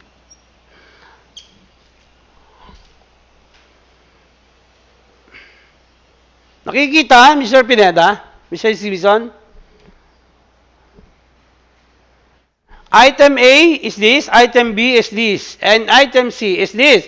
And it was brought in by a passenger or a tourist or a balikbayan. Item A's value, FOB or FCA, is, let's say, 6,500, and this is subject to 7%. Item B's value is, let's say, 3,200, subject to 15%. Item C is value is 4,200, subject to 10%. If it is Mr. Pineda who brought this balikbayan box containing 3 types or 3 kinds of item, and each item has a corresponding FOB value or FCA value, 653242. Lagpas po ba sa de minimis value, Mr. Pineda?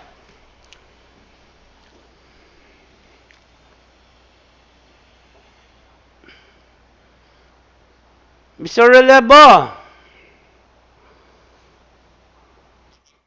lagpas po ba or hindi?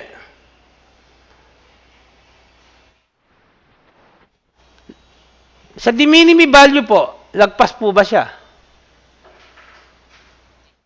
Kung ikaw lang ang may-ari nito, sa'yo lang ito, Mr. Relebo, lagpas po ba? Lagpas po. Pag ikaw lang po ang may-ari niyan, lagpas po. Maliwanag po ba?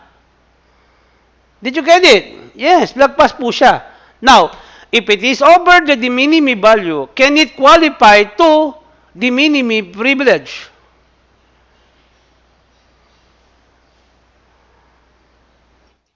Okay, so what is now the how would you now apply 3.1, Mr. Relevo?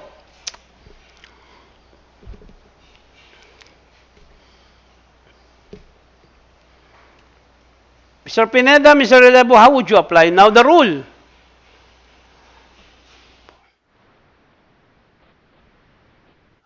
Proration. Paano po yan?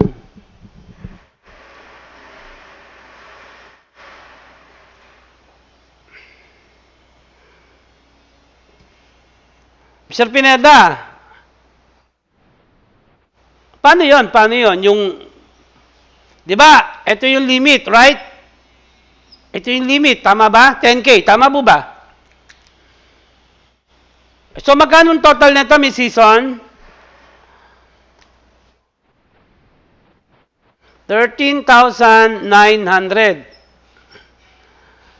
Tell me if my application or interpretation of the rule is correct, ha? Yung first 10K po, magkano yun? 13,900. Tama po ba, Mr. Pineda, Mr. Relevo? So, therefore, less 10K. Tama po ba? Matitira po, 3,900. Tama po ba? Tama, Mr. Pineda? So, is the application of the rule says that the 10,000 shall be exempt and the 3,900 shall be dutiable and taxable. Tama po ba yun? So, ulitin ko po, no? First 10K,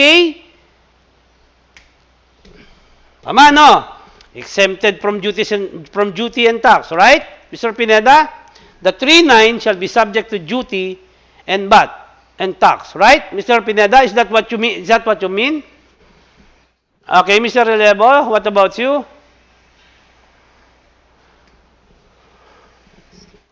Same. So, yung first 10, exempt. In excess, subject to duty and tax. Right, Mr. Relevo? Yes. Miss Season, what about you? Ano yung sa'yo?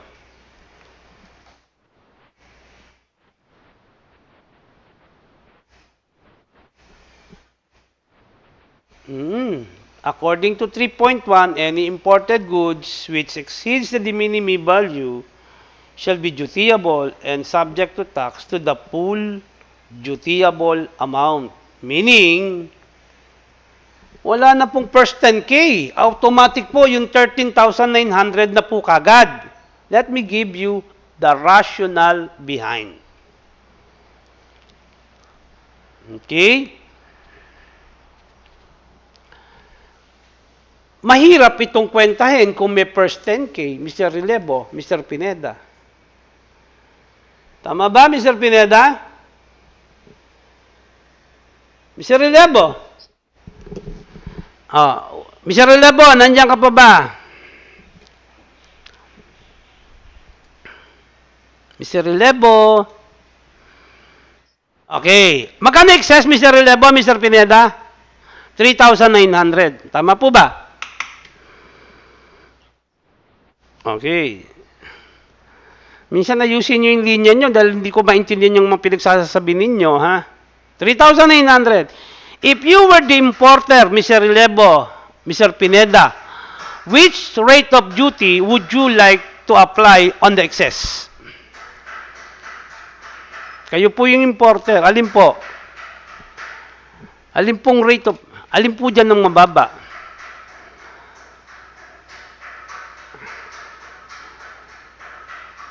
Yes, Mr. Relevo, anong gusto mo kung ikaw ang importer? Which duty would you like to apply?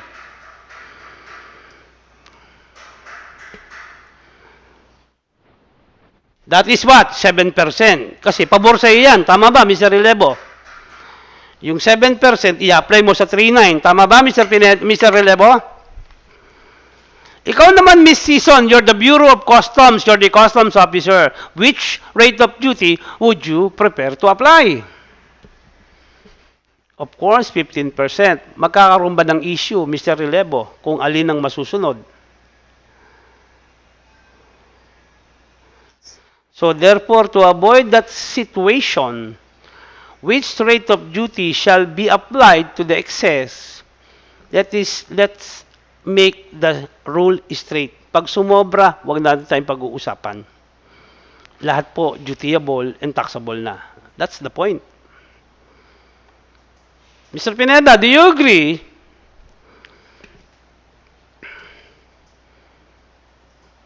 Yan po ang interpretation. Pag sumobra po sa 10, dutiable and taxable na. Ibig sabihin po niyan, hindi po pwede yung first 10 exempted, yung excess lang po ang babayaran. Ang sinasabi po sa 3.1, to the full dutiable amount. Okay? Maliwanag po? Kasi po, mahirap ito sitwasyon na ito. Kasi unang-una, pag may sobrang 3.9, saan mo siya ipapasok dito sa 6, sa 7%, 15%, or 10%? So, yun na po siya. Para po maiwasan yung sitwasyon na yon, na paglalabanan pa, edi the rule is straight. Pag sumobra, wala nang de minimis. Sumobra ka na eh. Did you get it? That is how I interpret it, para po maging madali. And moral lesson, Mr. Relevo.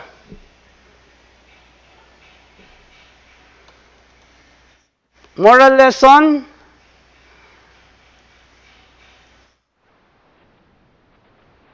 ang moral lesson dyan, when you are a passenger and you are planning to bring in goods and you want the goods to be exempt from duties and taxes, make sure it is what? 10,000 and below. That's the moral lesson. Sumobra ka lang pala, nakalagay doon, full dutiable amount. Hindi naman po sinasabi yung excess po eh. Pag sinabi lang, pag sumobra, full kagad. Hindi naman po sinabi dito na the excess shall be. Yun po yun. Magkaiba po yung... Yes, pag-iwalay mo po. Pag-iwalay mo, para at least, pagsamahin mo itong dalawa na to, or pagsamahin mo itong dalawa na ito sa isang package, pero kailangan iba't ibang araw ang dating. Maliwanag po. Later on, malalaman ninyo kung bakit. Hindi kayo nagbasa na naman eh. Kaya nagtatanong kayo, no? 3.3. Miss Mungkal, ito na po yung sinasabi kong limit po sa inyo. Okay? Yes.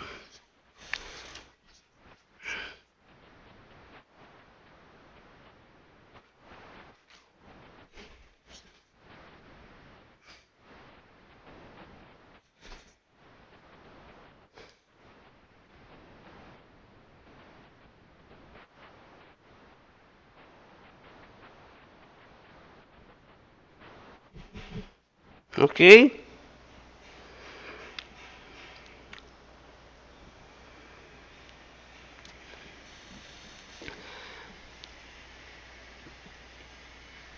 Miss Season?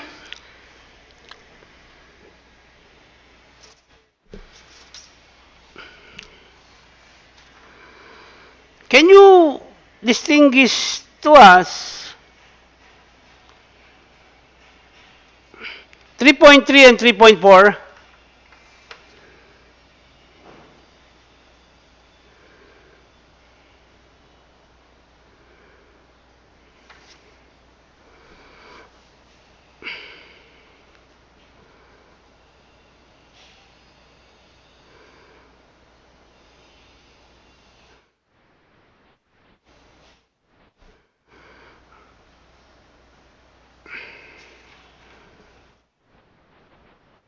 Yes?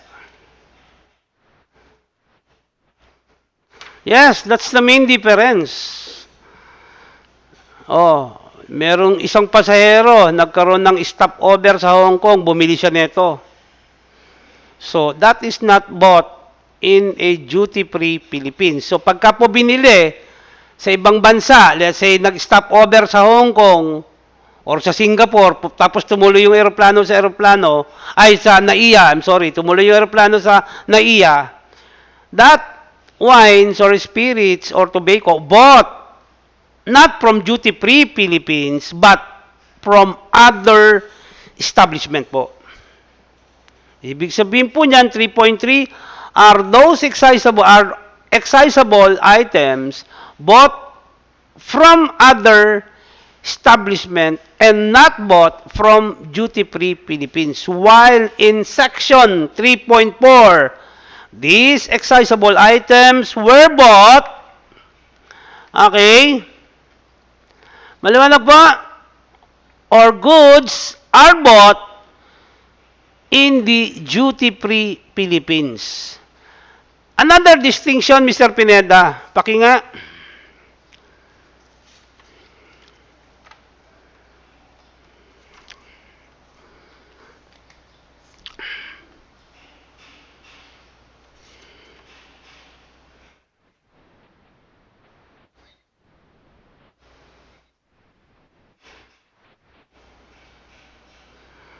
Maliwanag po. Bigyan mo nga ng distinction.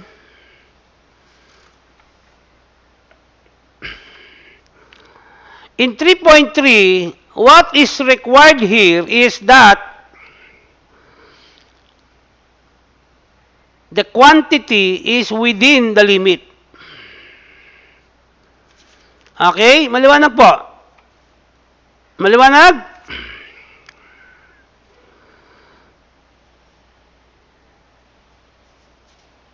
Mr. Pineda, in 3.3, there are two conditions to be met. Number one, the quantity and, of course, the value po. Maliwanag po ba? Pag lumagpas po sa limit, hindi na po siya magfo-fall under 3.3 or it will no longer be covered by a duty and tax exemption. Maliwanag? Mr. Pineda, pakibasa nyo nga uli. Mr. Pineda, pakibasa. Para at least maintindihan ninyo. Baka malito kayo eh.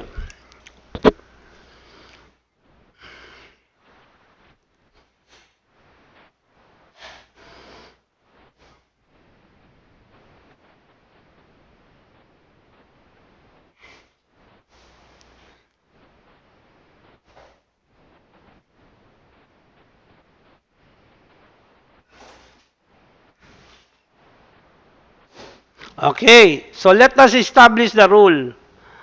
Okay?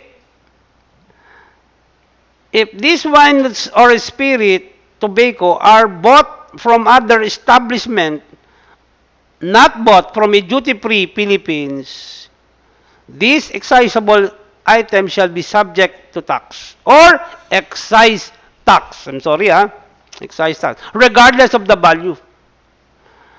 If it is within, subject to tax.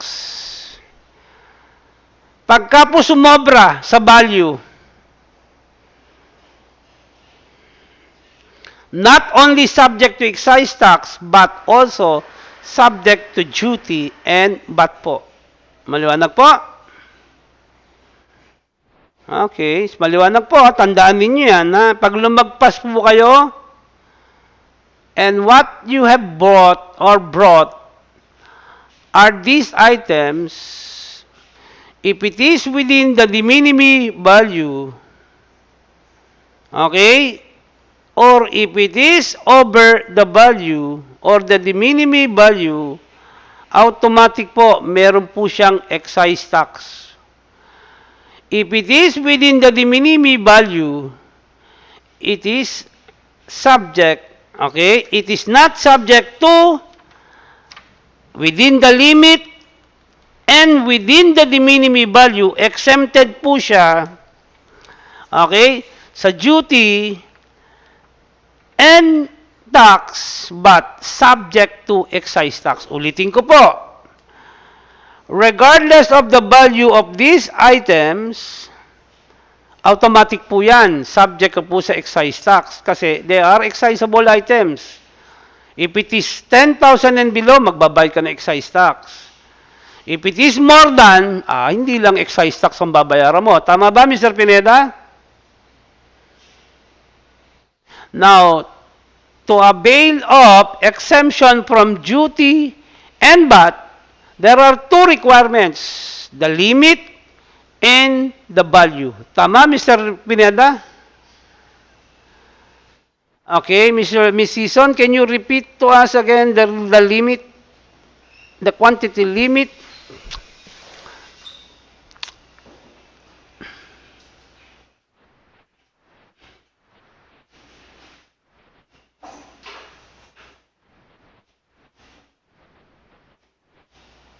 Then,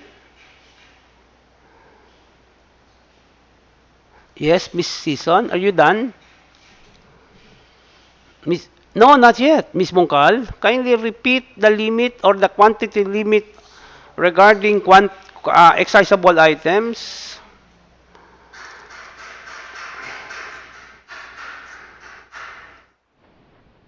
Anong 250? Anong 250 grams? 2 liters. Susunod po.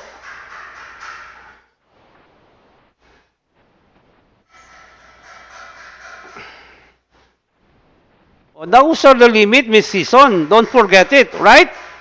Tama, Miss Season? So let us establish the rule. Tingnan niyo ito maigi, ha? Excise tax shall be imposed whether the value is within or over the 10,000. Yan po yung first rule. Second rule, exempt from duty and VAT if it is within the limit and within the de minimis value. Second rule. Tama ba, Mr. Pineda? Third rule, subject to duty, VAT, and excise tax if it is more than the de minimis value. Tama po ba? Yan po ang rule, Mr. Pineda, Mr. Relevo.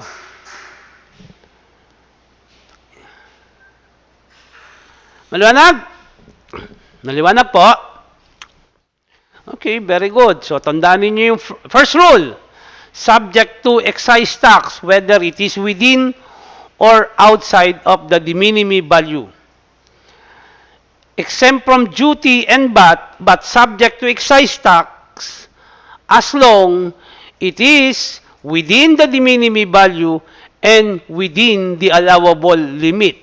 Tama po ba, Mr. Pineda? Yung second rule po.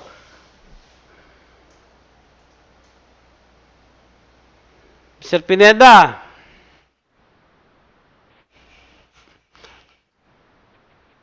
Kailangan ma-meet niya. But subject pa rin sa excise tax. Tama po ba? Although the goods or the excisable item is within the limit and within the value, exempt lang sa duty and VAT, but not to the excise tax. Did you get it? Tama po ba? Third rule.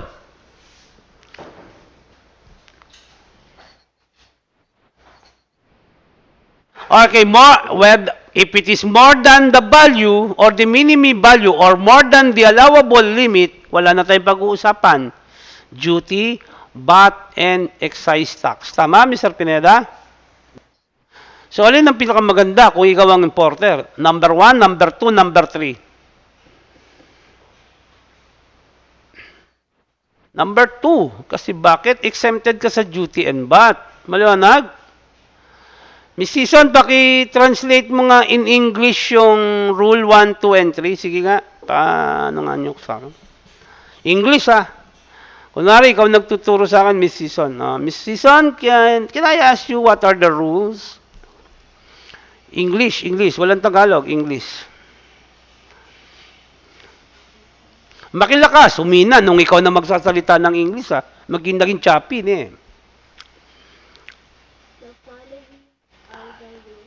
Are the rules. Kasi hindi ginamit mo ng are, rules. To be observed in excisable products.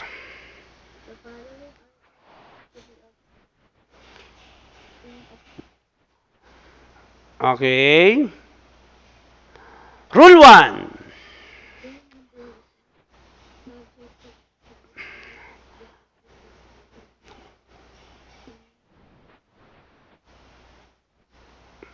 Number 2.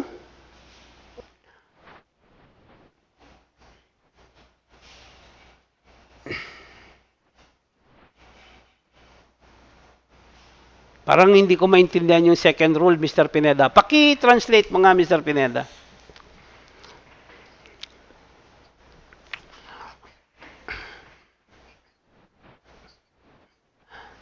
To be exempt, Mr. Pineda, to be exempt. To be exempt from duty and tax, yan. Okay. The goods shall be within the allowable limit and within the de minimis value. To be exempt from duty and but the excisable products should be within the allowable limit and the minimis value, however, subject to excise tax. Tama, Mr. Pineda? Number 3 rule, Miss Season.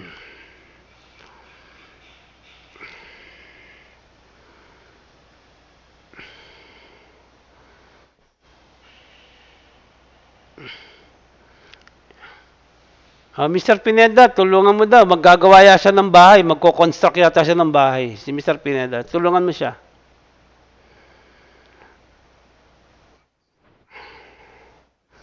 Ayan na po, ayan na po, ayan na po yung mga English na pinagtatabi natin sa baol.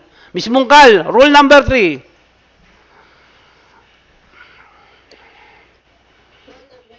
Yes? Excisable products. Excisable products po. Which are.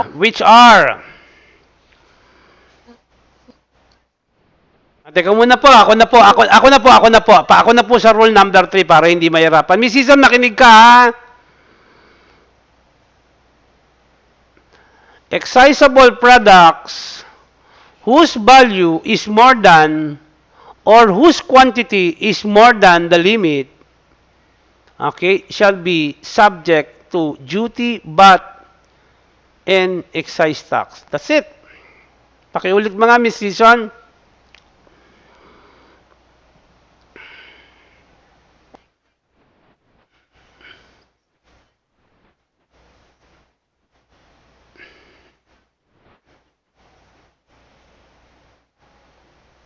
Ang dami naman, Miss Season. Pakiulit mo, pakiisa-isa.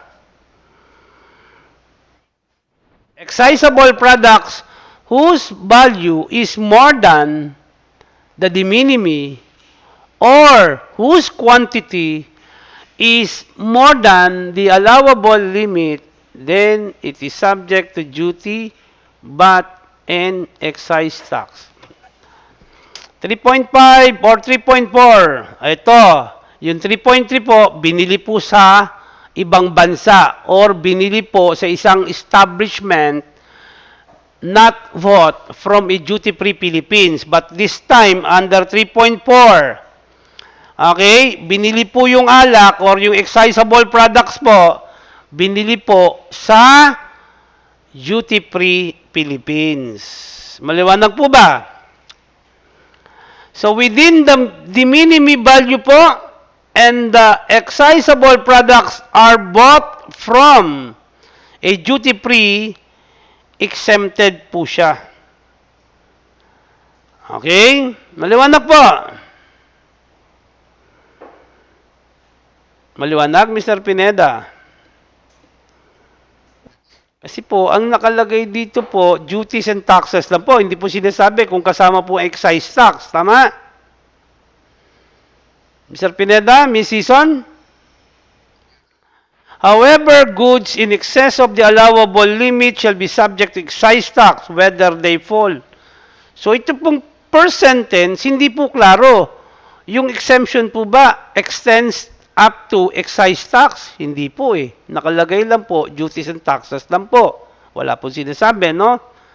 Pagdating po sa second paragraph or second sentence, pag sumobra po sa allowable limit, sumobra ka, no? Let's say, ang nabili mong alak, okay, is 2 liters po. Okay? Ano lang ang allowed? Alak po, yung matapang na alak, mismungkal. Ang allowed. 1 liter lang, right? So, ang isa, babayaran. Tama ba? Tama ba, mismungkal? Assuming yung dalawang alak is ang FOB or FCA value na binili mo sa duty free is 8,000. Anong effect kung 8,000 lang? Kaya lang dalawa. Miss Season, paki-explain mo nga sa akin yung dalawa, pero ang FOB value lang na binili mo sa duty free is 8,000 lang. Ulitin ko. Ang binili niya sa duty free is dalawang bote. Dalawang 2 liter or 2 bottles containing 1 liter each. And the two cost 8,000 only. 8,000 pesos. Oh, what is the effect now?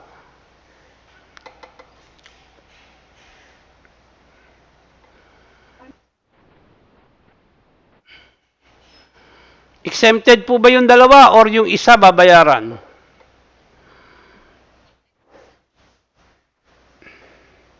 Anong babayaran ni buyer? O, excise tax lang po do isa-isang bote. Pero yung dalawa po, pag binili mo sa duty free, exempted po rin sa duty and VAT. However, the excess in the allowable unit or quantity or limit shall be subject to excise tax regardless. Tama po ba? Of the value. Maliwanag po ba? Pagka 12,000 po, dalawang bote, yung isang bote lang po ang may bayad na excise tax. Maliwanag po, Miss Season? 3.5, Miss Mariano?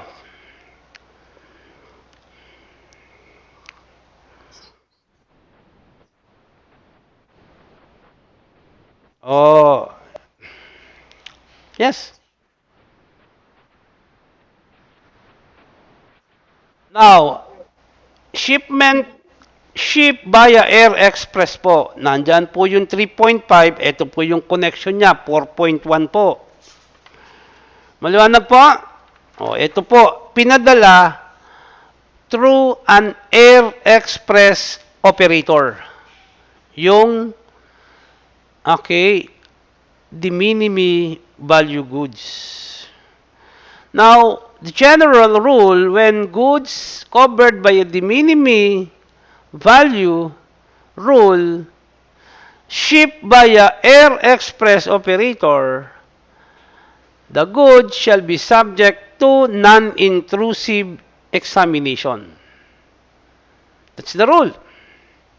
However, okay, the district collector of customs concerned shall evaluate the risks, the attendant risks, and recommend to the commissioner for approval the conditions and parameters when non-intrusive examination shall be conducted and when intrusive examination shall be conducted, okay, for the minimis value shipments po. Maliwanag po, ibig sabihin po niyan, ang magre-recommend po si district kung kailan po gagamitan ng non-intrusive at kailan po gagamitan ng intrusive po. Maliwanag?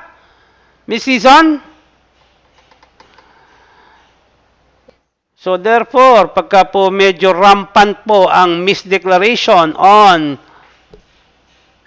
the minimis value goods, then that would be the time that the district collector of custom would recommend, Mr. Commissioner, inaabuso nila ang de minimis. At they are also abusing the non-intrusive examination. Now, I would recommend, Mr. Commissioner, okay, the parameters and conditions before the minimum value goods shall be subject to non-intrusive and shall be subject to intrusive examination. 3.6, please.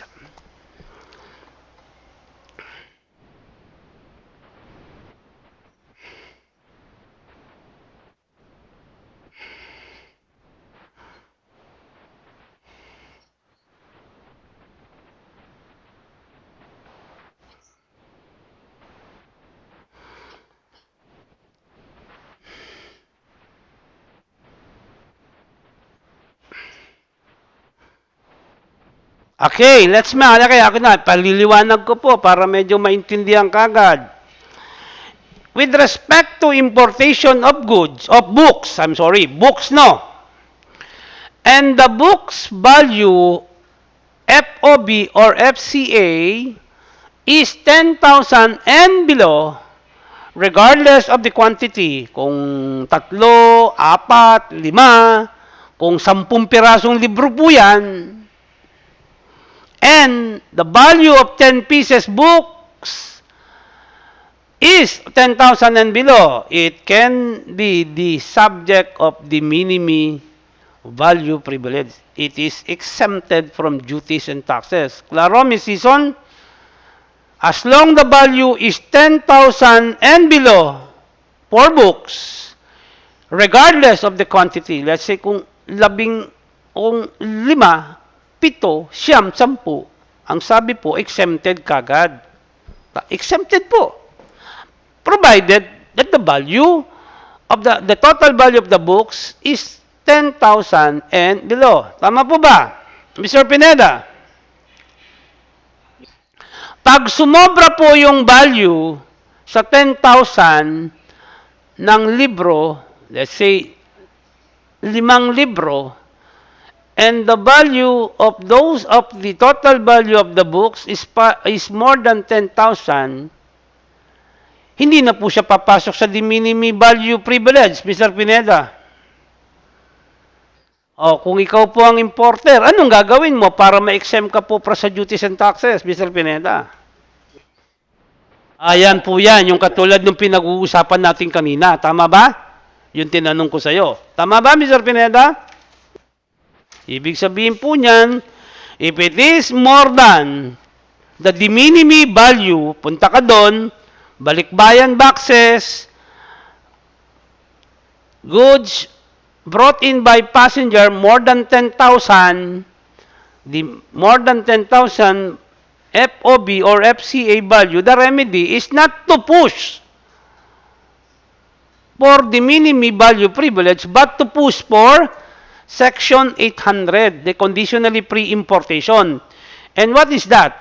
The importer must secure or can secure a tax exemption certificate from the Department of Finance. Pag sumobra ka sa 10,000 po.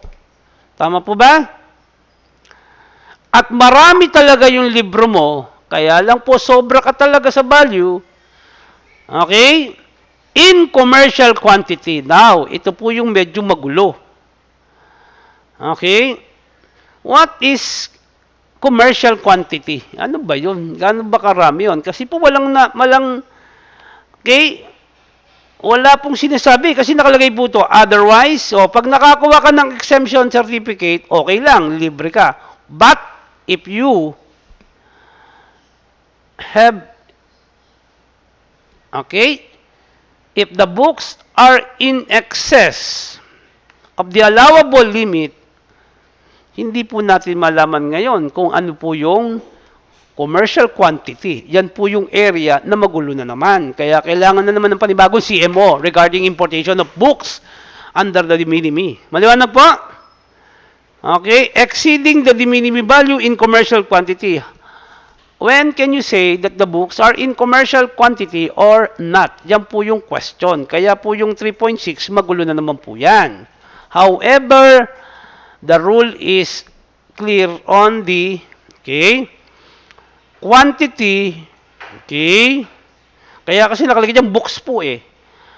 As long the value of the books is within or 10,000 and below, wala po siyang duties and taxes. But if it is more than 10,000 and in commercial quantity, the importer can still avail of the duty and tax exemption not under the de minimis value but under section 800 po. Did you get it, Mr. Pineda? Now, if the importer cannot secure a tax exemption certificate on the excess, sumobra doon sa 10,000, yung 10,000 po, okay, shall now be subject to duties and taxes po. Did you get it? Dito po, mag-a-apply po ngayon yung allowable limit po. Hindi po natin alam kung ano po yung allowable limit kasi it is not clear. Unlike excisable products po, nakalagay po kung magkano ang allowable limit. Maliwanag, Mr. Pineda, Ms. Season? Ay, very good. 3.7 po, pakibasa, Mr. Lavera.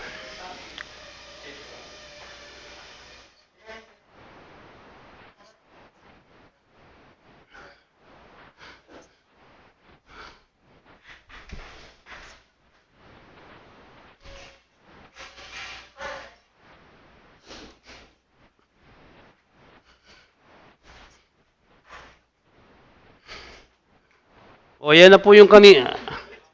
O, yan. Ibig sabihin po niyan, para makita ninyo, what is MBL? Okay. And what is Master Airway Bill? Shipper A, Shipper B. Guys, can you see my illustration? Nakikita? The board? Miss Ison, nakikita? Miss Mariano, nakikita? Hindi masyado nakikita. Ay, tataas ko para makita kasi maliit din ako. Okay, nakikita na. This is what? MBL. Right, Miss Ison? Wala pa rin. O, ibababa natin para makita. Para lang... Okay, baka mailagay tayo sa sako eh. Okay, ito, ibababa ko ng konti ha, yan, MBL. This is MAWB. Ito po, MBL po, SL, shipping line. Ito po, airline. Maliwanag po? Maliwanag po. Para at least alam niyo what is Master Airway Bill, what is Master BL, and what is House BL, and what is House Airway Bill. Maliwanag po? Ni Season, nakikita na ba? Okay, ang shipper po, ito po yung nagpadala. AB. A, pinadala niya sa isang freight forwarder. A, book or ship the goods. Okay, papunta kay X sa Pilipinas. Papunta naman kay X or papunta naman kay Y sa Pilipinas. Maliwanag po? So, A, the shipper, book and ship the goods to FF. Ano po yung F, Mr. Pineda? FF. Freight forwarder po. Once the goods is delivered by A to FF or freight forwarder, mag-i-issue po siya ng tinatawag na House BL. Maliwanag po. So therefore, it is the freight forwarder that issues the House BL. Miss Season? Wala naman talagang barko to. Nakikisakay din. Isasakay niya ngayon sa barko ng shipping line. Naintindihan ba, Mr. Pineda? So this time, ang shipper po, hindi na po si A. Ang shipper po, si freight forwarder. Tama ba, Mr. Pineda? O anong i-issue ngayon ng shipping line? Ito po i-issue niya. Maliwanag po? Pagdating naman po sa aeroplano, freight forwarder din po ang kausap. Si B po, ibubok niya sa freight forwarder. Issue siya ng house airway bill. Ito naman po, isasakay niya sa airline company, i-issue naman ngayon ni airline company kay freight forwarder ang master airway bill. Maliwanag po ba? Klaro po, guys? 3.7, pakibasa, Miss Season.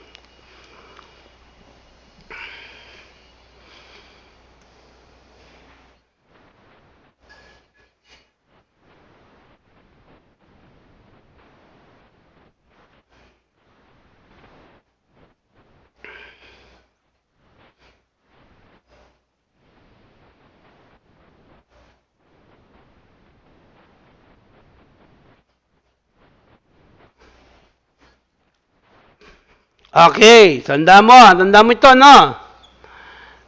Dalawang box ang pinadala niya. Dito, may isa pang box, dalawang box. 2 boxes po ang pinadala.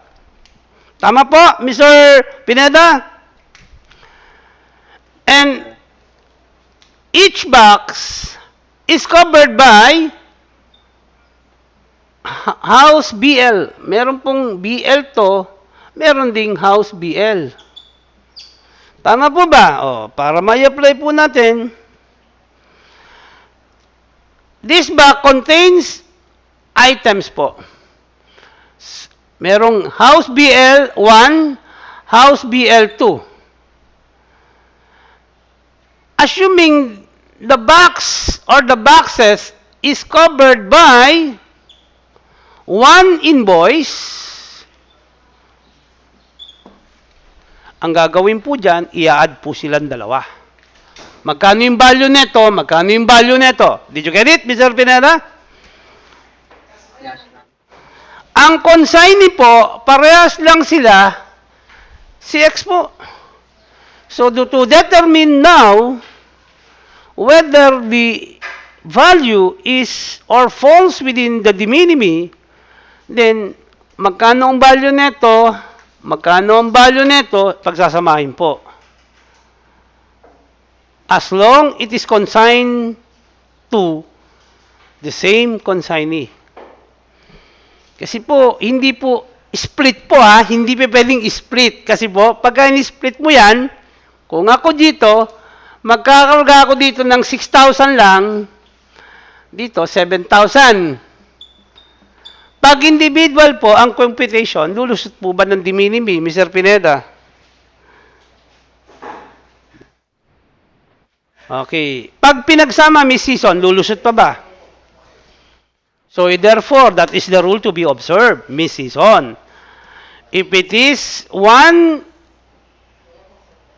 MBL covered by 2 or more master BLs, or house BL, tama po ba? Maliwanag? Covered by 1 or 2 invoices, but it is consigned to a single consignee, siya lang po. Para sa kanya itong box na to, para sa kanya rin itong box na to, ang treatment po, hindi po separate. It shall be. Okay? Maliwanag po, kahit na dalawang house BL ang in-issue, okay? Ang shipper mo A pa rin, pero ang consignee isa lang, 2 house BLs were issued covered by either single invoice or 2 invoices, invoice for this, pagsasamahin po yung value to determine whether it will qualify to the de minimis value. Maliwanag po? So, ibig sabihin, hindi po yung value ng isa ang magiging basis. Pagsasamain po. Kasi nakalagay po dyan, is considered as a single consignment. Ibig sabihin, single consignment in favor of X. Pagsasamahin po yung value ng dalawa, 6 plus 7, 13. Hindi na po siya lulusot. Did you get it? Okay, so I will stop from here and I will... Miss Silvestre, do you have any question?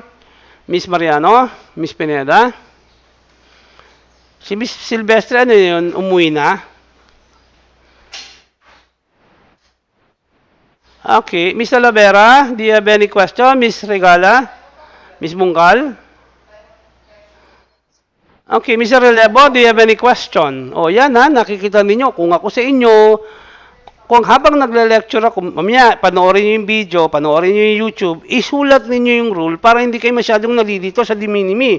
Kasi ito, pagdating ng araw na kayo magte-take ng board, sigurado may mga question na lalabas dito. Maliwanag po, guys? Miss Pineda, do you have any question? Mr. Tanglao? Miss Napaw? Miss Sosa? Miss Art Reyes? Miss Reyes? Miss Reyes? Wala. Oh, Mr. Pineda, how would you describe Miss Reyes? Art or something? Art pa rin. Miss Mariano? Skin na nga. Okay, you're dismissed and see you again at exactly 1 o'clock po. Guys, dismiss! Post na lang, no? Ay, isa na lang, no? Post na lang, no? Para isa na lang.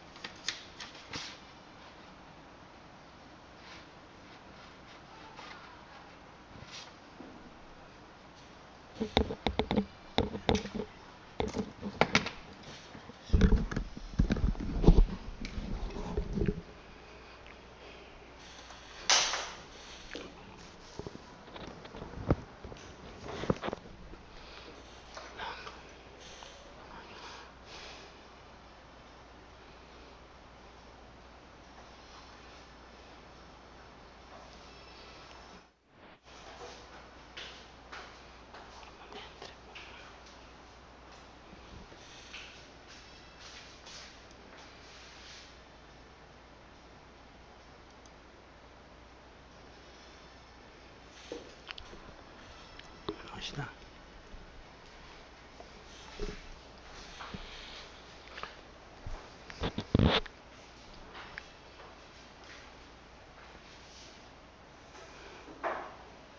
Section 4, Miss Silvestre.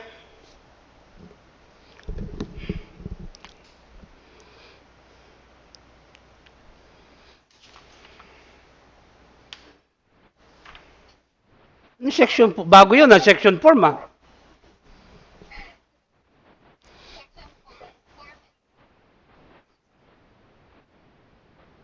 Okay, ako muna.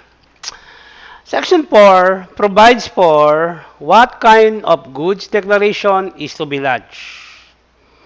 And also, Section 4 provides for who shall file or lodge the goods declaration.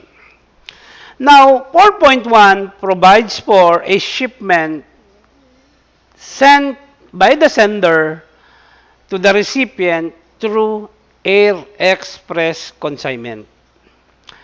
An air express consignment is, of course, obvious. It is sent via air. via aircraft po. Okay? Now, the goods declaration to be filed for goods covered by the de minimis value, okay, shall be an informal entry process. Informal entry po ang ipapile. And the lodgement of the informal entry process shall be made in the electronic to mobile systems of the BOC through an accredited value-added service provider. So, ganito po yan. Para at least makakita kayo. No? Air Express operator po. Siya po ang maglalodge kasi nakalagay po dyan. Tama ba, Ms. Silvestre? Who shall lodge? It's the Air Express. What is to be lodged? Goods declaration for informal entry. So therefore, Air Express lodges the goods declaration or the informal entry through the value-added service provider. Then, the value-added service providers sends the goods declaration to the BOC po. Ganun po ang procedure. Nakita nyo ba? Nakikita ba, guys? Nakikita po? Air Express operator lodges it through the value-added service provider. Then the value-added service provider transmit what has been lodged to the BOC. What system is to be used? Electronic to mobile. What entry is to be used or what goods declaration is to be used? Informal entry po ang gagamitin. Guys, okay, maliwanag no? Maliwanag po. Next. Mode or form of declaration, Miss Silvestre?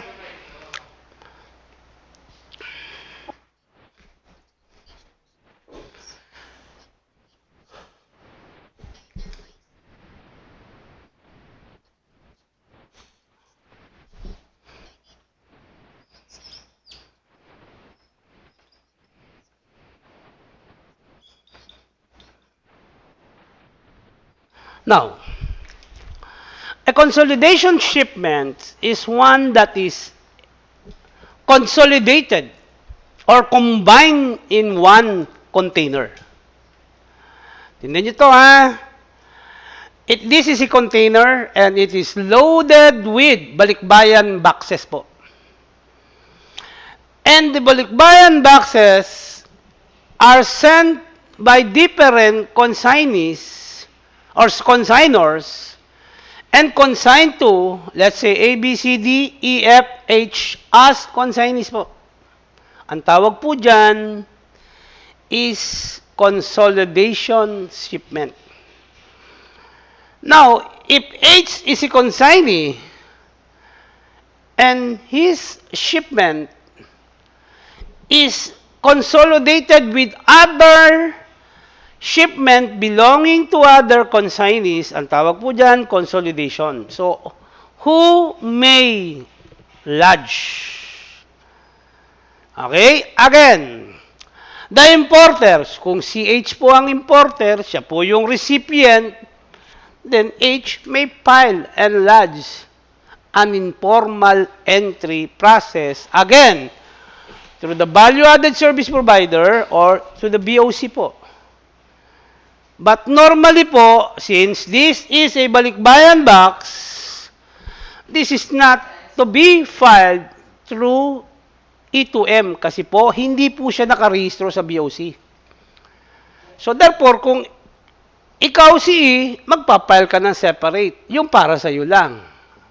Are you getting me, guys?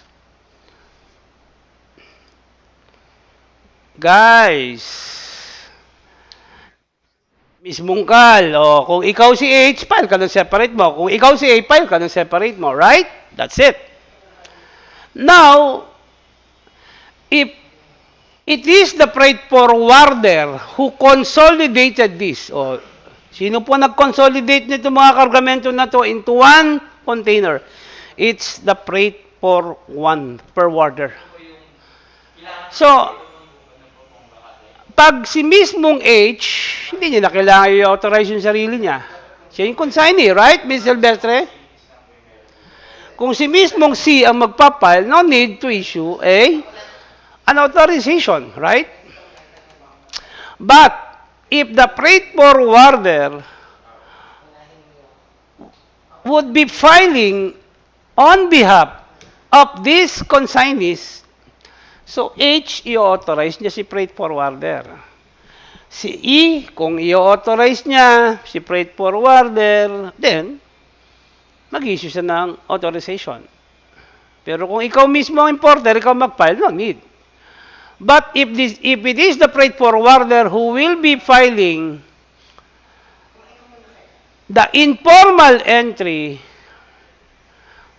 on behalf of the consignee, okay, there is a need to issue a certification or authorization, hindi certification. O guys, pag ikaw mismo magpapile, ikaw yung consignee, ikaw yung recipient, ikaw yung receiver, then no need to issue a certification. All you have to do is file the informal entry with the BOC. Ganun lang po kasimple.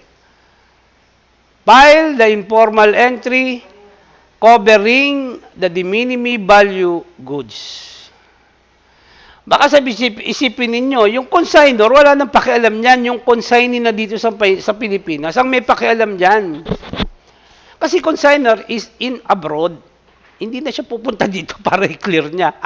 Magki-clear niyan from the BOC is, of course, the importer or consignee. Pwede rin ba si freight forwarder? Yes po.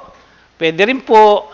Kaya lang po, the freight forwarder should be authorized and allowed, or should be authorized and allowed by the consignee. Walang problema kung si consignee mismo hindi na kailangan ng authorization. Okay?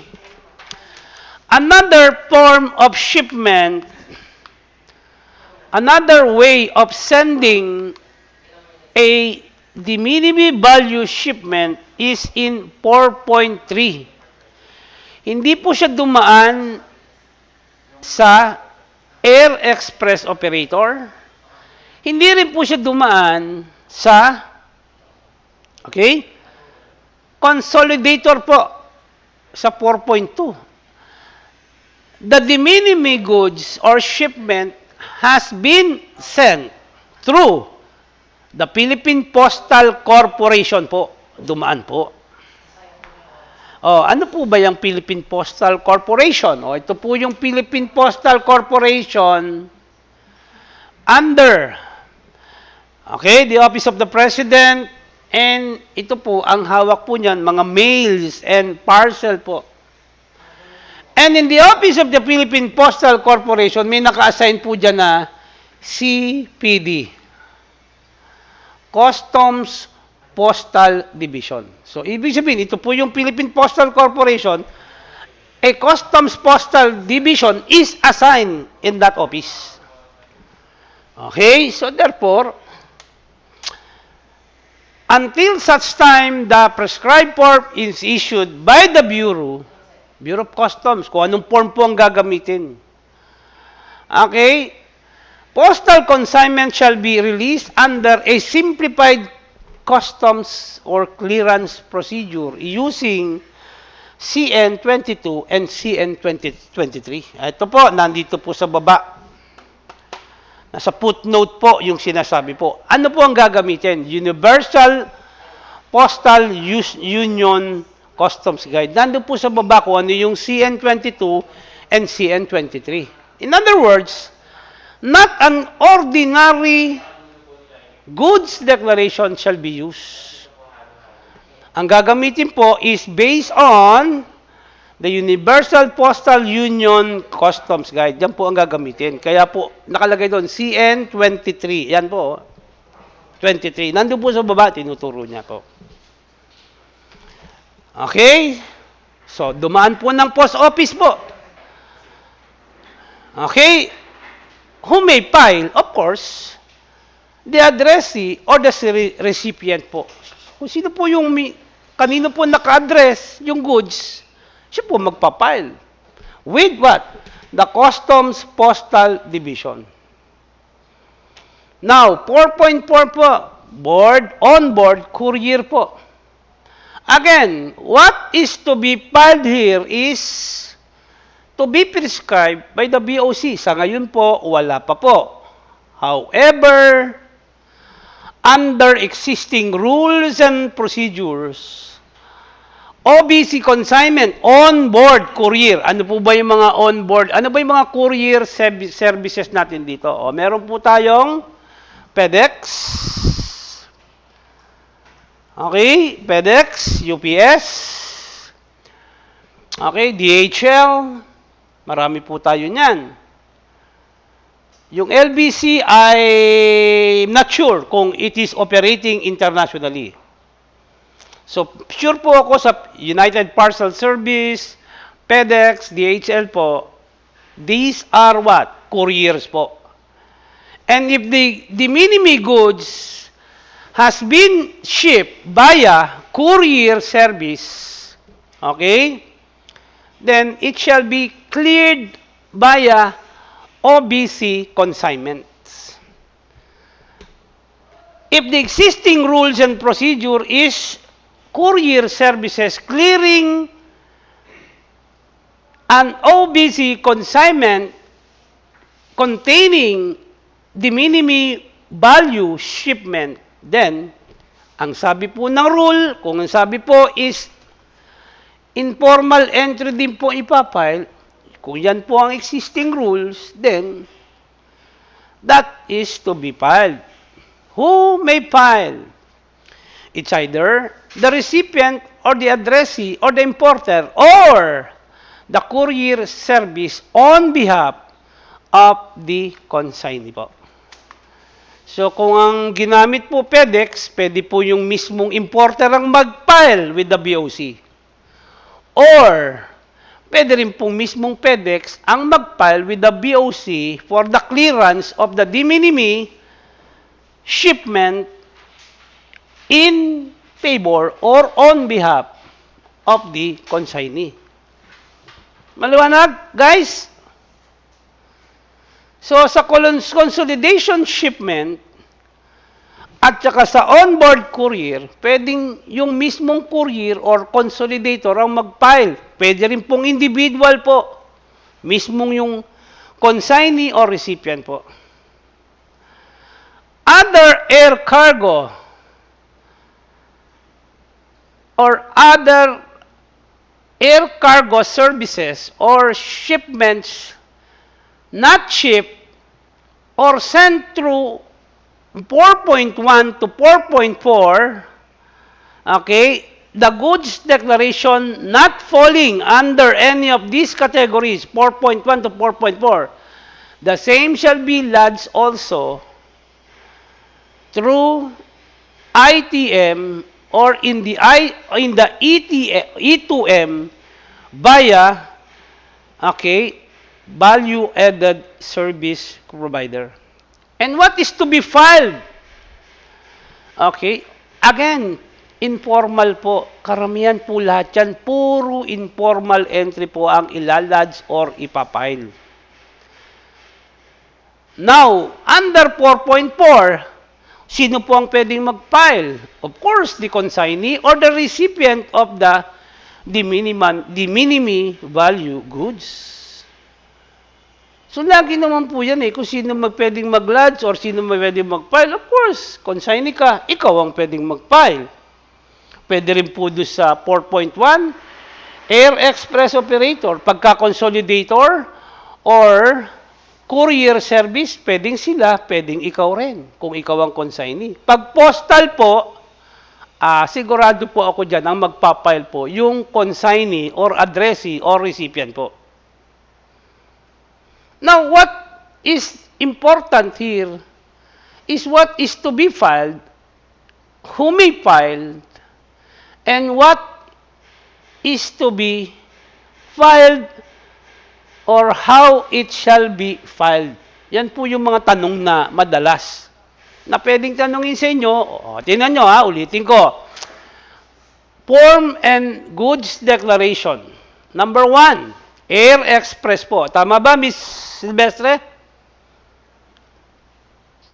Next is consolidation shipment. Third is postal consignment. Fourth is onboard courier consignments. Number 5 is other air cargo po.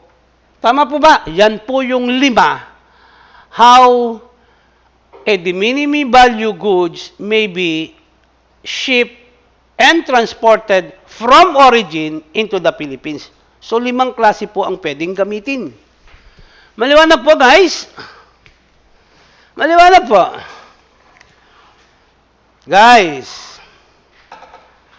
Okay. Yan ha. So, tatandaan ninyo, if it is the minimum value goods, it may be shipped through 5 modes po. Pagka air po, ay sigurado, air express po, di operator po ng air express ang magpapile. And this air express applies only to air shipment. Okay, number 2 po, 4.2, consolidation. It applies to both sea or air. Maliwanag, Ms. Silvestre? Postal consignment po. It may be air or it may be sea. Vessel or aircraft po. Onboard courier po. Kadalasan po pagka onboard courier po is air shipment po. Other air cargo. O yan, air cargo. Air na po. Siguradong aeroplano po ipapadala. Bakit po madalas air po? Kasi po, maliliit nga lang po yung kargamento. Kaya po, sa aeroplano isinasakay. Unlike in consolidation shipment, when the minimum value goods are placed inside a container and it is consigned to several consignees, normally po, sa isang container po sila pagsasama-samahin. Kaya nga ang tawag po sa kanila is consolidation. So, sino po magpapile? Importer or consignee. Or pwede rin po yung consolidator, yung nag-ipon-ipon po ng kargamento. And normally po, ang freight, sino po ang consolidator dyan? Freight forwarder po. Okay, let's now move on to section 5, common procedure. Ito na po yung actual. Ito na po ano? Ito na po yung when the recipient or consignee meet the customs officer po. So, ibig sabihin yan, ito na po si recipient. Ang recipient po dyan, yan po yung tao na pinadalhan ng de minimis value goods. Okay? So, siya po yung consignee. Ngayon, kaharap ni consignee ngayon na ikiniklaim niya po yung goods from the BOC is the customs officer po. Pakibasa naman, Miss Season, section 5, please.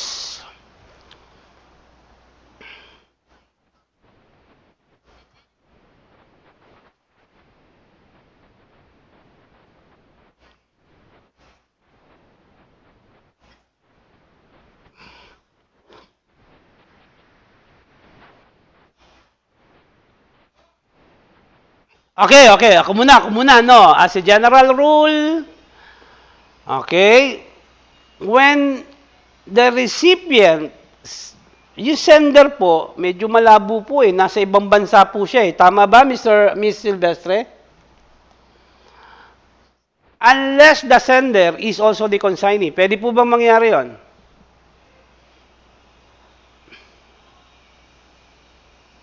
Miss Silvestre, pwede bang mangyari yung sender is also the consignee?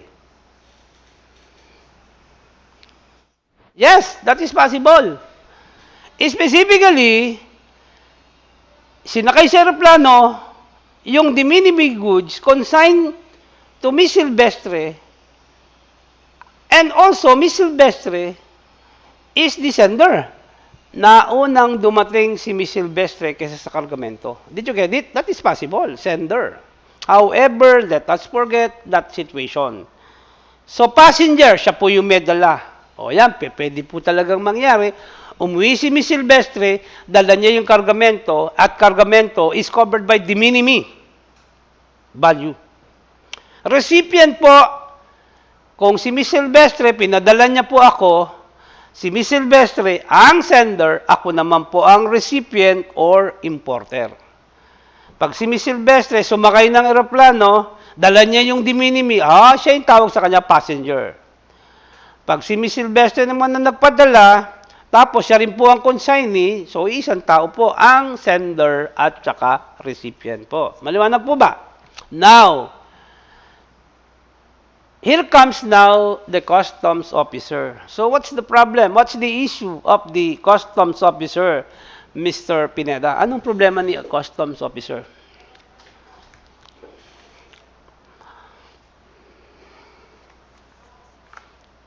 Mr. Pineda, anong problema ni customs officer?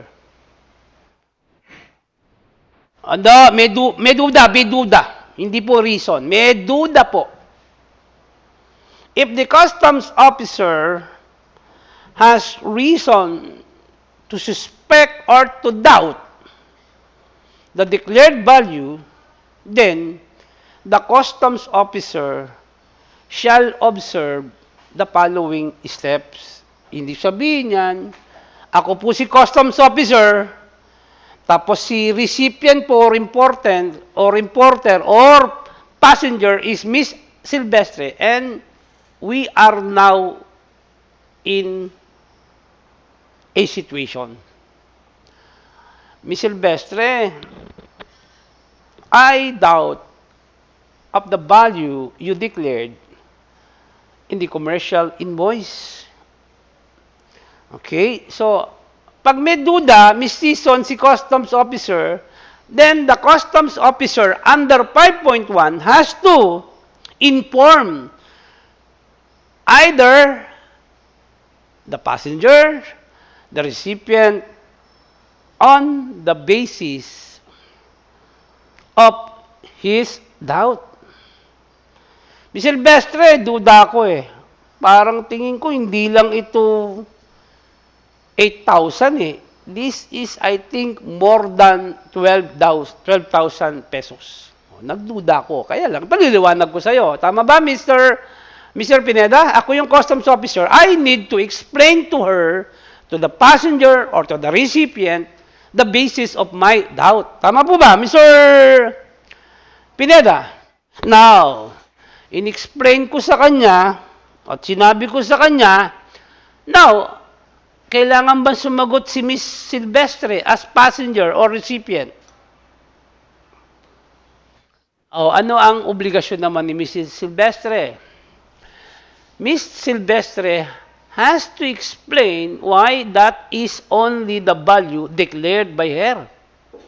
So, ibig sabihin po niyan, I have my basis, I am questioning the passenger, Miss Silvestre, and Miss Silvestre is now required under 5.1 to explain why that is the only value declared. So ako paliliwanag ko kung bakit may duda ko. Siya naman yung paliliwanag niya kung bakit yun lang ang valueng i-declare niya. Did you get it, Miss Season? Okay, 5.2. Miss Silvestre.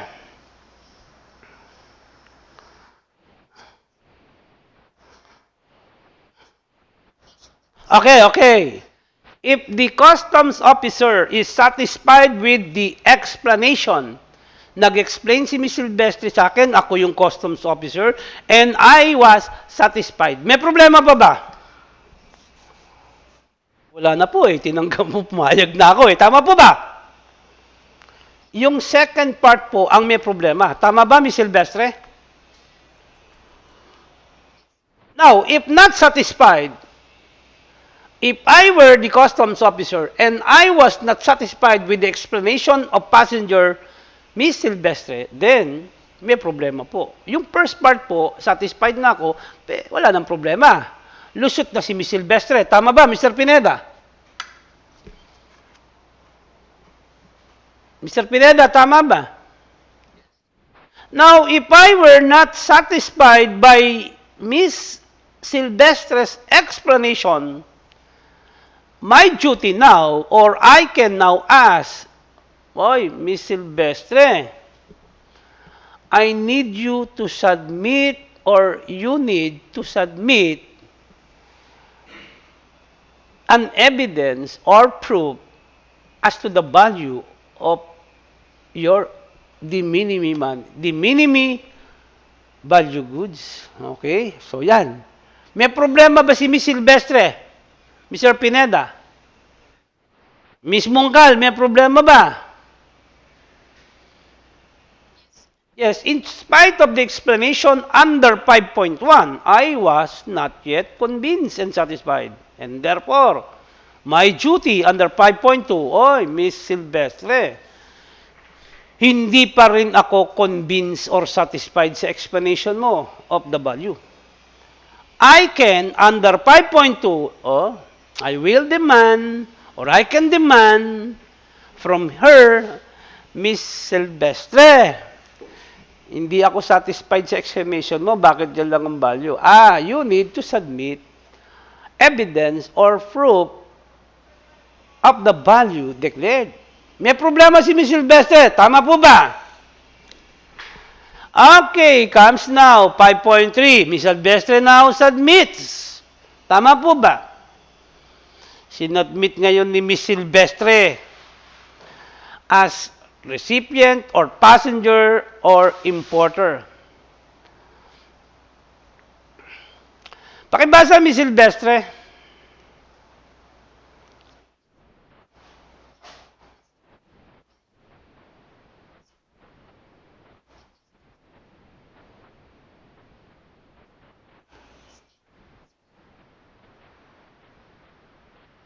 Okay, let me explain.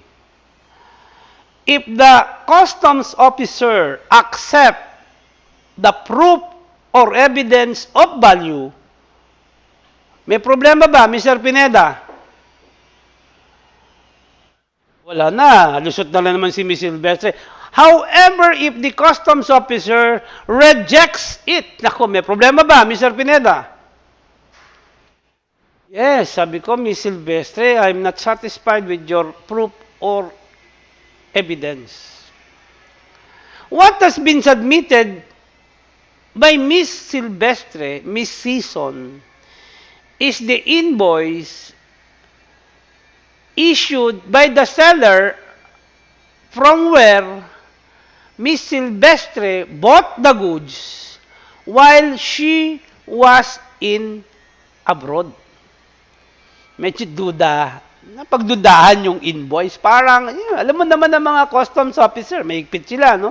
Katulad kung customs officer, katulad ni Mr. Doroteo, talagang magpit yan. Okay? Tama, Miss Season? Kasi po, kaya po ako naghihigpit, I am protecting the government revenue because I am representing the government po. Kaya po mahigpit ako. Kayo naman po, you are representing your interest. Kaya po kayo nagsasubmit ng dokumento because you want to avail of the privilege, right, Mr. Pineda? Ako naman po, ayoko kayo makapag-avail ng privilege kasi dalawang interest po tinitingnan. Tama po ba? Now, in case the customs officer rejects the invoice or the proof or evidence of the value of the de minimis goods, the importer must inform the passenger recipient in writing the reason of his rejection. Hindi ko ito matatanggap. Mukhang itong invoice mo is gawa-gawa mo lang. Maliwanag ba? Yan po yun. So, ibig sabihin po niyan, kung rejected po ng customs officer, hindi po pwedeng i-reject lang basta ni customs officer. The customs officer must give a valid reason for the rejection in writing po. Para po, si Miss Silvestre naman po, alam niyo na, di ba? Okay? Malaman niya rin kung bakit siya nire-reject. Maliwanag po ba? Oh, okay, 5.4. Miss Silvestre, Miss Season, 5.4, please.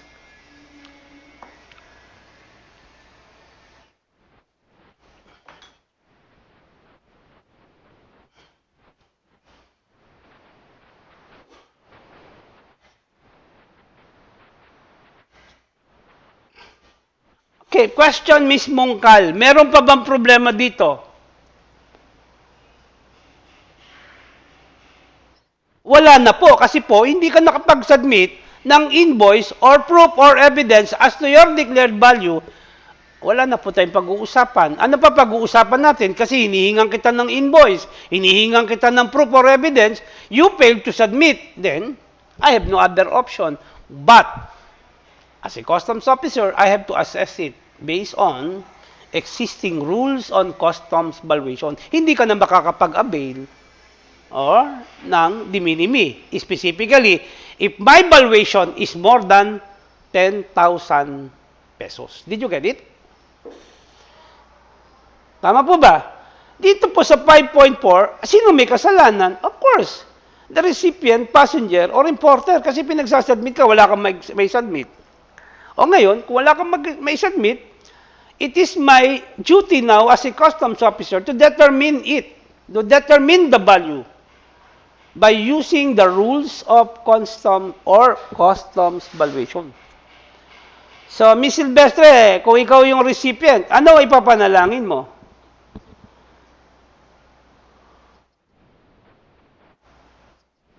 Ay, hindi po. Sa 5.4 po, hindi ka nakapag-submit. Ikaw, Miss Munggal, ano ipapanalangin mo? Ay, hindi po. Miss Season, 5.4, hindi ka na nga nakapag-submit. Ano ipapanalangin po mo? Okay? There is a point. Bisang Pineda, ano ipapanalangin mo? Ay, hindi po. Ay, papanalangin ko, in case the customs officer will determine the value by the rules of customs valuation, I pray or I will pray that the value to be determined by him or her should be at least 10,000 and below para po makalusot ako. Did you get it? Kasi pagka medyo tingin ko parang mahirap yung panalangin mo Kasi bakit? Gagamitan ka na ng method 1, method 2, method 3. Tama ba? Method 2, gagamitan ka. Identical. Method 3, gagamitan ka. Tama ba? Paano kung doon sa method 2 pa lang, nakita, hindi lang 10,000 ito. Mas mataas to sa 10,000. Patay. Wala ka na ngayong tax and duty-free privilege. Maliwanag po, Miss Silvestre, Miss Mugal, Miss Ilumin, Miss Mariano? Okay. Section 6 po. Para ano na tayo. Okay, Section 6, Miss Manatad? Okay, walang sumasagot. These are the common situation that may be faced by a customs officer in the processing and clearance of de minimis value shipment. Kaya po nakalagay dyan, various situation. If the goods are sent through postal consignment or air express consignment, ito po yung situation. Napakasimple po, no? Okay, 6.1.1. One sender or shipper, one recipient, or one parcel. May problema po ba? O, hindi po siya komplikado, right? Isa ang nagpadala, isa ang tatanggap, isa lang po ang pinadala. Tama ba, Mr. Pineda? Is this complicated? Not yet. Not yet po. This is not yet complicated. Kasi kung ako ang customs officer, ang nagpadala, si Miss Silvestre, ang pinadala niya, si Miss Season. Ang pinadala ni Miss Silvestre kay Season, isang box lang po. One parcel or one package po. Wala po tayong problema. Kasi the situation is very basic po. Hindi pa siya komplikado. Tama po ba? Now, Miss Mariano, under 6.1.1, if you were the assigned customs officer, what would you do now?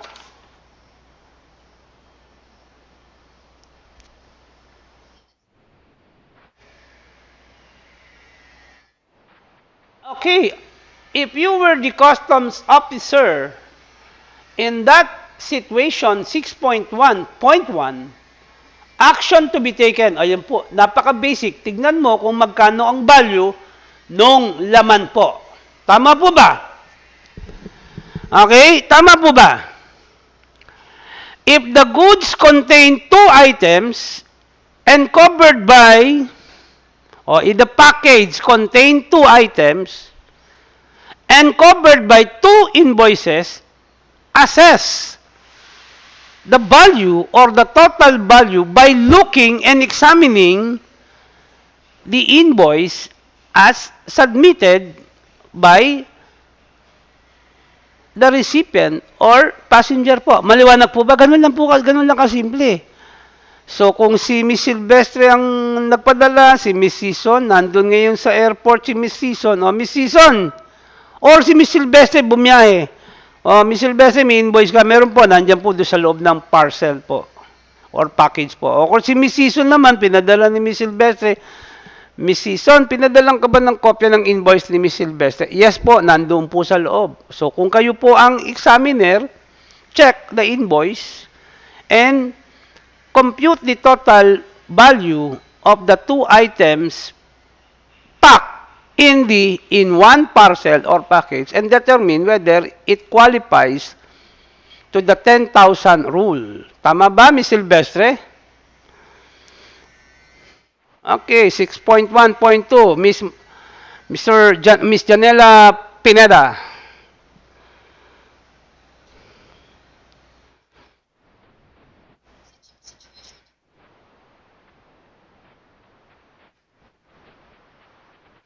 Okay, tingnan nyo to. Teka muna po. It's getting complicated na po ba, Mr. Pineda? Medyo getting a little complicated. Yung 6.1.1, hindi masyado kasi isang shipper, isa ang consignee. Tama, Miss Silvestre? Isa rin po ang pakete. But this time, one sender, one recipient, and consists of several packages, 2 or 3 packages or parcel po. It is getting complicated. And the several parcels or packages arrive on the same date po. Ibig sabihin po dyan, kung 2 parcels or 2 packages po, ibig sabihin, maraming laman po yung parcels. Tama po ba? Maraming items na nakakarga sa parcel or packages. Tama ba, Mr. Pineda? Now, dun po sa 6.1, napakadali lang po si Customs Officer to check and assess based on the invoice or invoices the value. But in 6.1.2, since the shipment or the shipment sent by a postal or air express consists of more than one parcel or package, the work of the customs officer becomes also complicated. Oh, Miss Season, ikaw pala ang consignee and your shipment consists of 3 packages. Ako ang customs officer, I would be asking you, Miss Season, kung marami pong item yan, please submit the invoice for each item po. Okay? Letter B po. If the recipient presents only one invoice or proof of payment, so kung magkano po yung binayaran ni Miss Silvestre sa abroad, nung binili niya yung pinadala niya kay Miss Season, kung parcels or 2 parcel or 3 parcel po contain several items covered by separate or single invoice, but naka-breakdown po doon. Okay, bumili siya ng radyo, bumili siya ng rice cooker, bumili siya ng rice oven toaster, at sa isang store niya lang binili, normally, isang invoice lang ang i-issue. Tama ba, Miss Silvestre?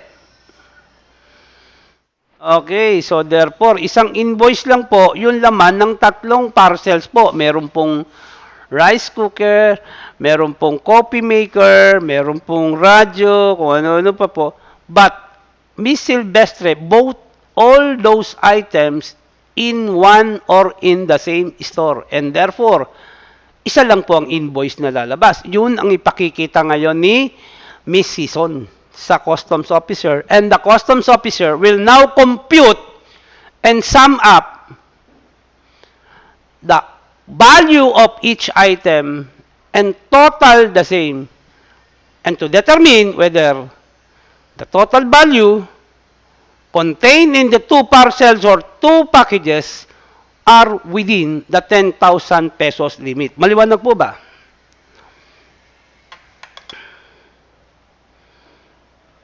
Maliwanag po?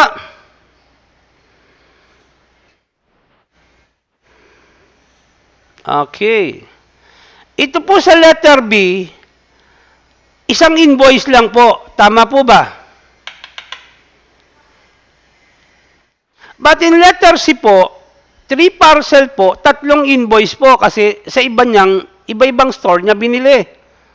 So for each invoice issued by separate or different stores to Miss Silvestre, na hawak ngayon ni Miss Season, the customs officer should compute what is the invoice for number 1, number 2, number 3. Ito total niya po yun para malaman po hanggang kung pasok po sa 10,000. Did you get it?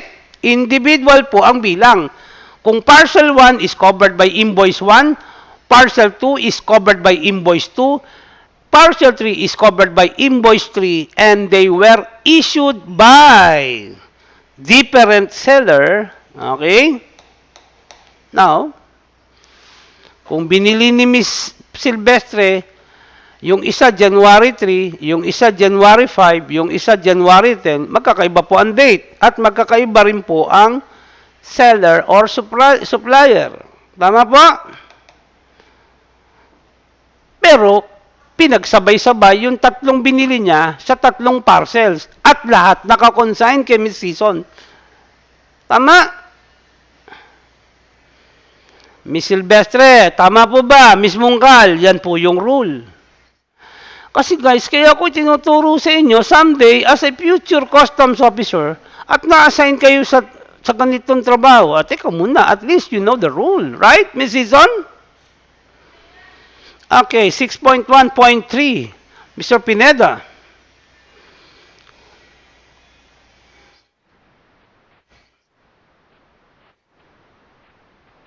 Okay, this time, iba po ang sitwasyon. One sender, Miss Silvestre, but the recipients are more than one. Sender is Miss Silvestre, recipients are Season, okay, Miss Delis Vlog Channel, and another recipient is Mungkal, 1:3, meaning Silvestre has sent goods or has shipped the minimum value goods to 3 recipients or consignees, Season, Delis, and Miss Mungkal. Maliwanag po ba? Kaya lang po, hindi po tag-iisa sila. Sa isang box lang po. Tama ba, Mr. Pineda? Okay, 3 po ang consignee, 1 po ang sender, Ano pong gagawin ni Customs Officer? Miss Silvestre or Mr. Officer, Customs Officer, kung magkano yung kay Miss Season, kay magkano yung kay Miss D. Bliss, ano, okay? At yung kay Miss Mungkal, kung let's say, kung magkano yung kay Miss Season, magkano yung value, at magkano yung kay Dilis Vlog Channel at kay Miss Mungkal, kung magkano yung value, ito total po ni Customs Examiner po yan. Yan po ang magiging basis whether this situation qualifies to the minimum value privilege. Maliwanag po ba? 6.1.4, Ms. Silvestre.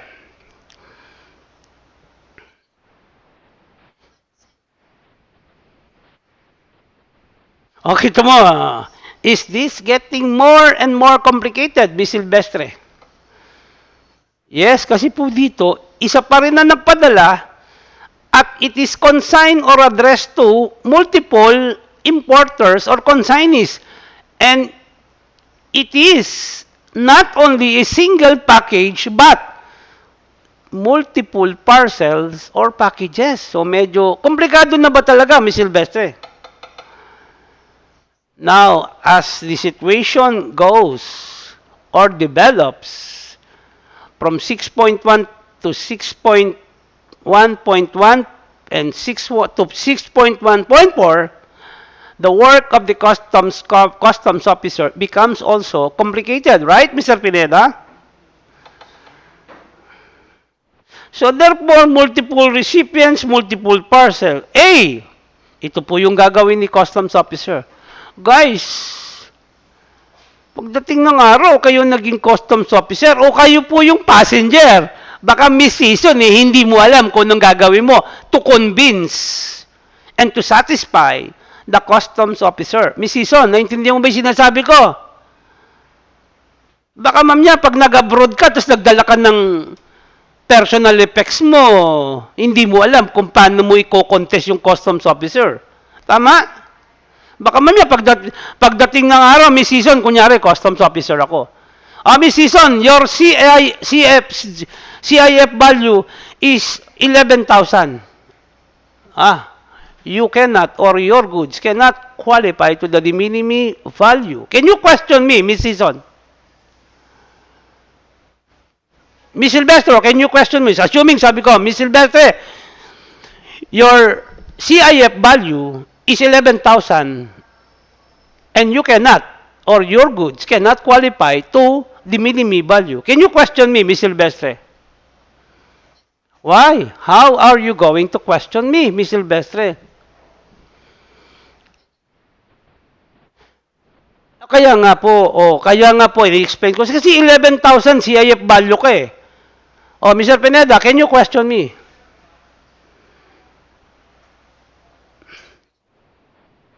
Can you question me?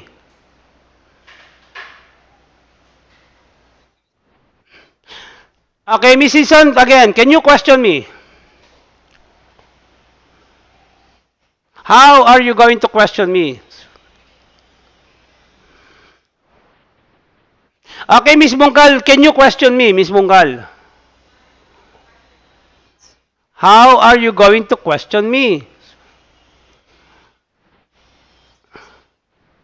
Miss Silvestre, Mr. Pineda, Miss Season, Mungkal, Mariano, Talavera.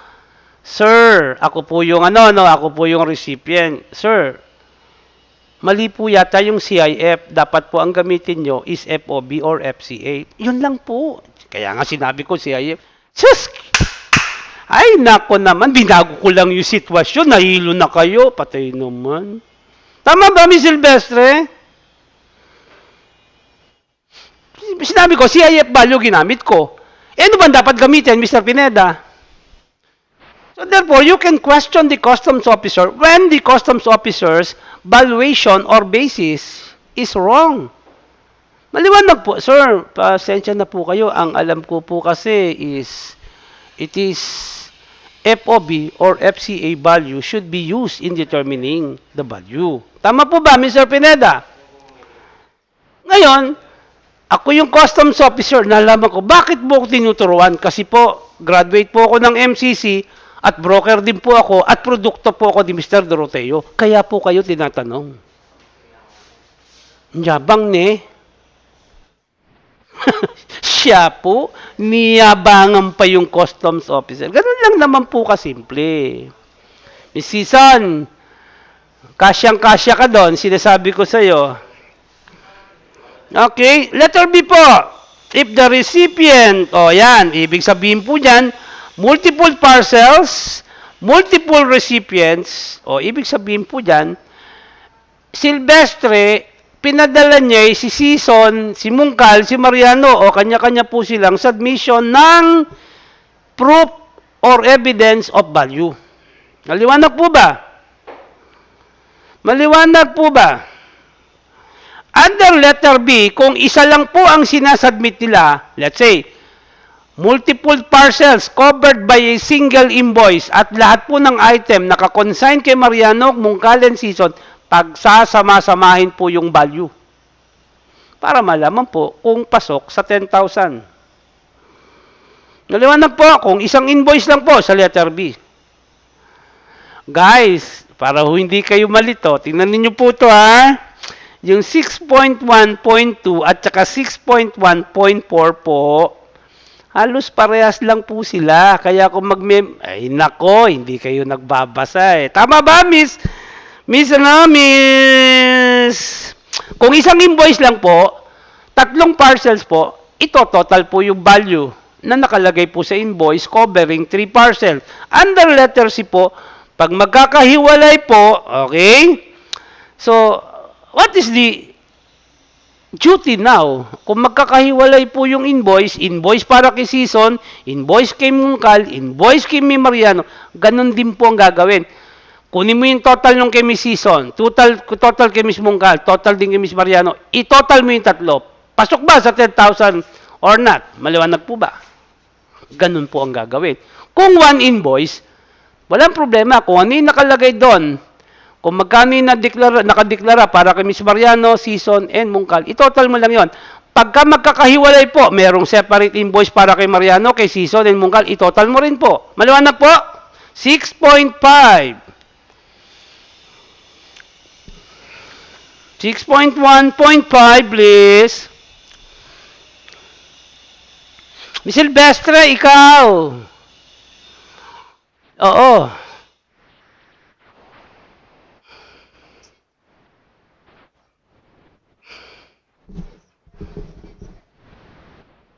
Okay. So, nakita ninyo 6.1.5. This time, ang marami, yun nagpadala, Mr. Pineda, tama po ba? At ang tatanggap, iisa lang, tama po ba? So, kanina po, ang sender or shipper is Miss Silvestre. Pinadala niya si Season, Mungkal, and Mariano. This time, under 6.1.5, ang sender po, Mariano, Mungkal, and Season. Pinadala niya si Silvestre. Baligtad po ang sitwasyon. Tama ba, Miss Season? Okay. And this several, isabihin, may pinadala si Miss Mariano kay Silvestre. Let's say, si Miss Mariano is a boyfriend of Miss Silvestre. Tapos Mungkal is also a boyfriend of Miss Silvestre. Season is also a boyfriend. Tatlo ang boyfriend ni Miss Silvestre. Okay? And parcels sent by these 3 shipper or senders arrive on the same date po. Okay? Maliwanag po ba? Ang mangyayari po dyan, it shall be considered as one po. Each parcel or package shall be appraised. Malamang po, pagsamasamahin din kasi iisa lang po ang consignee. Para malaman po kung pasok sa 10,000 po. Maliwanag, Mr. Pineda, kasi po, kung magkano yung dineklara ni Mariano, magkano yung dineklara ni Mungkal, magkano yung dineklara ni Miss Season, pagsasama-samahin po yon, Mr. Pineda. Naliwanag ba, Mr. Pineda? Okay, kaya lang po, Yung value nung kay Miss Mariano is 7,000, kay Miss Mungkal 1,500, kay Miss Season 3,000. Lagpas ba Mr. Pineda? O, qualified pa ba? So, anong gagawin mo para mag-qualify, Mr. Pineda? Hindi po. Mayroon pong paraan. Baka muna pupunta sa Section 800. Kung ako si Miss Silvestre, sabihin ko, Miss Mariano, magkano yung papadala mo sa akin yung personal effects? 7,000. Kay Miss Season, magkano? 1,500. Magkano na yun? 8,500. Tama ba? 1,500. Tapos 7,000 kay Miss Mariano. Magkano kay Miss Six-Footer? Gawin natin 5,000 na lang kay Miss Season. Tama. So, 7 plus 1,500, 8,500. Kay Miss Season, magkano? 5,000. 13,500. Huwag ka muna pupunta sa 800. Kung ako kay Miss Silvestre, Miss Mariano, okay, pwede bang separate mo ang arrival ng sayo? Kasi nakalagay po dito, arriving on the same date. Pag-iwalayin mo sila ng dating, kayo naman, oh. Huwag ka muna pupunta sa 800. Tama? Anong gagawin mo? Ikaw, Miss Silvestre, ang consignee or recipient. Yung tatlong boyfriend mo, sabay-sabay magpaparating, sabay-sabay darating pa. Anong gagawin mo? Miss Silvestre, anong gagawin mo? How would you advise your boyfriend for you to avail of the de minimis value privilege? Wag kayong sabay-sabay darating? Ganun ba yan? Huwag sabay-sabay magpadala. Pwedeng si Miss Mariano, padala ka ng 3rd week ng February. Ikaw naman, Miss Mungkal, 4th week ng February. Dayan Season, padala ka ng 1st week ng March. At least, pag dumating sila, hindi sabay-sabay. Kasi dito, arriving on the same date. Pag arriving on the same date, pagsasama-samahin. Tama, Mr. Pineda? Ngayon, if the goods or parcels or packages would be arriving on separate dates, ay hindi na po pwedeng pagsama-samahin. Kasi po, yung kay Mariano dumating ng, let's say, 26 or 27 ng January, yung kay Miss Mungkal dumating ng February 2, at yung kay Miss Season dumating ng February 14, Valentine's Day, Miss Silvestre. Iba-iba po ang assessment. So kung iba-iba po ang arrival, lulusot ba lahat, Mr. Pineda? Yes, kasi po, bawat value po is below 10,000. Liwanag, guys? Okay, class. Susunod, 6.2, passenger baggage. Ang daming seat question. Guys, I will be stopping from here kasi naghahabol po ako. Hanggang dito lang po ang tinapos ko sa kabilang section, sa 3A po. Klaro? So, please, yung 6.2, passenger baggage, okay? Ito po yung situation. Ito naman po yung gagawin ni customs officer. Napakasimple naman po. Babasahin nyo lang. Actually, yung iba po self-explanatory. Ngayon, kung may question po kayo sa akin, you can ask me. Maliwanag po? Consolidation shipment, balikbayan boxes, transported through sea. Ayan po yung mga, okay, ayan po yung mga situation. Consolidation shipment, ship through air. Ito rin po yung situation. So, guys, I won't be extending my lecture to this. Kaya lang po, tinignan ko lang po yung basic po. How many situation did I discuss, Miss Season? Wala nga tinginan, tinangan natin kung alam mo. First situation, 1.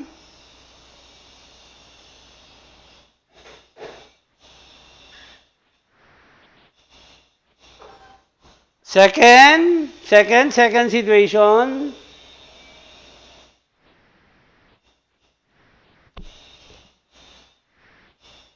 Third situation.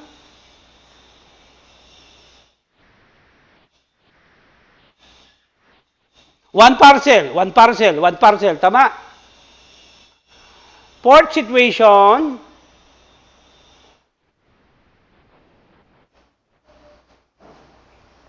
fifth situation.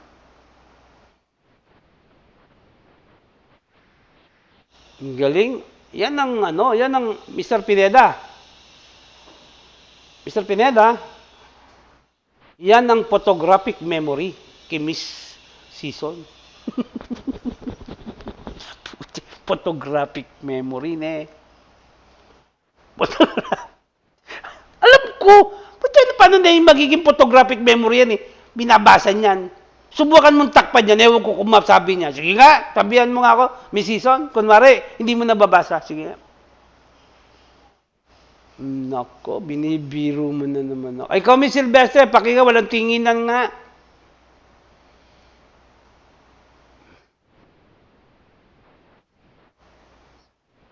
Okay? Alam ko.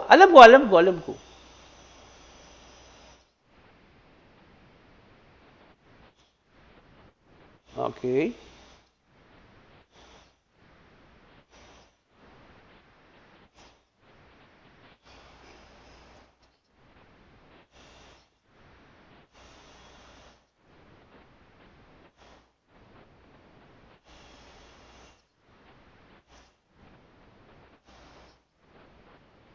Among the five situation, which is the most complicated po?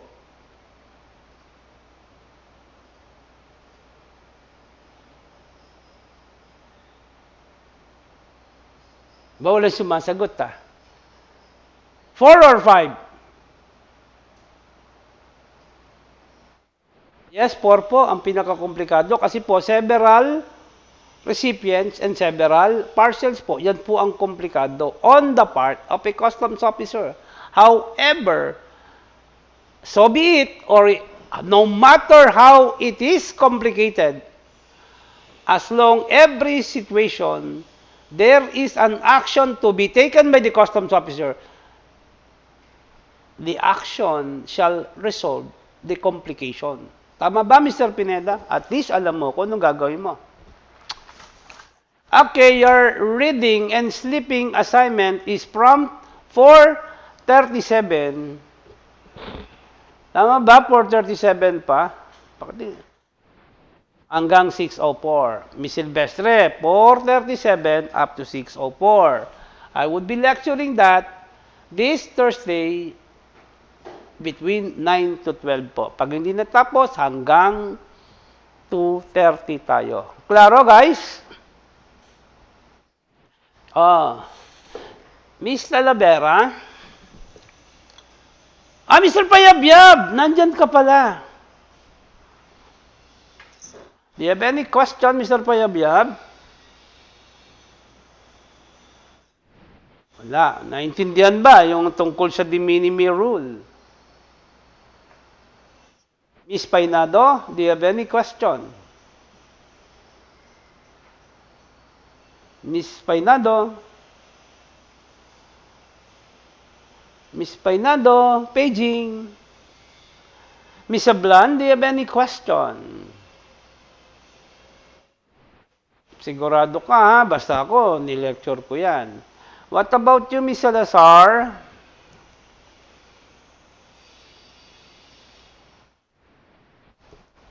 What about you, Miss Reyes? Sure ka, Miss Reyes? Miss Reyes, I would be asking you now, art or something, ha? Dalawa lang yung sasagot mo, art or something. Maliwanag, Miss Reyes? How would you describe Mr. Pineda? Ano, no? Art lang, hindi very art. Art lang. Miss Salazar? Payabyab. Art or some art din? Miss Pineda, would you describe Miss Mungkal? Hindi, Mr. Pineda. Ikaw mag-describe kay Miss Mungkal.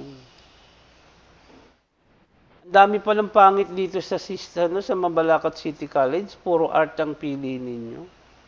O very humble lang kayo. Mr. Sabado, do you have any question, Mr. Sabado? Naintindihan, ha? Sure kayo, ha? Mr. Tanglao?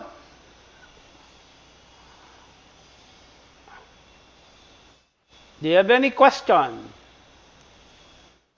Oh, guys, ang sikreto po dito doon, habang nagle-lecture ako, habang pinanonood nyo yung YouTube, isusulat nyo doon sa papel. Wag lang yung nakatingin kayo doon sa kopya ninyo sa computer. Ako, sinusulat ko para at least, every time na makita ko, alam ko na kagad kung anong gagawin. Miss UC?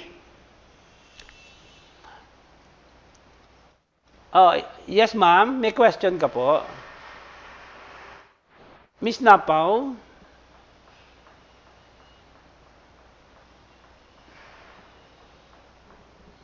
Miss Napaw? Miss Nugal, do you have any question? Ano? Ang hina naman ng boses ni Miss Nugal. Ah, wala. Walang question. Miss Beautiful, do you have any question?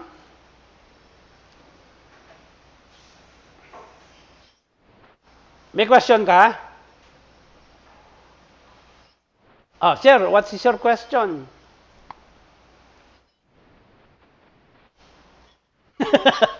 Sinagot ko na yan kanina, Mr. Makulit din ito isa na to eh. Parang 2 beses pinanganak to eh. Miss Rosero? Miss Maon? Miss Tomas? Alam mo, Mr. Pineda? Mr. Pineda, ang hirap pala pag wala kang tubig na iniinom habang nagdadadaktak sa harapan eh. No? Nakakaan talaga. No? Ba, walang reaction na. Okay ah. Ano, no? Ano sabi? Ala eh. Puro art kasi nasa kabila eh. Mr. Pineda, ano, no? Something. Ah, si Miss Reyes, something yan. Alam mo ba? Tingnan mo itsura. Oh, ikaw nga tumingin sa itsura niyan. Diba? Something yan sa akin. Something. Teka muna. Si Miss Mariano, talagang bahala ka na, Mr. Pineda. Sinabi ko na sa iyo kanina eh. Si Miss Silvestre, something yan. Ibig sabihin yan, kumbaga, maganda. Ang sa akin kasi, something that is maybe alluring, maybe pretty, maybe beautiful. Again, Mr. Pineda, how would you describe Miss Mariano again?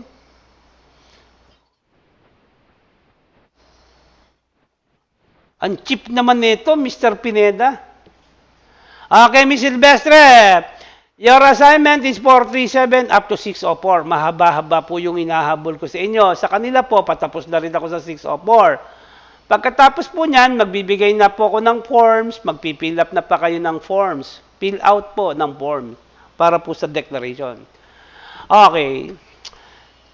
Miss Tomas, do you have any question? Wala po, Rosero. Do you have any question?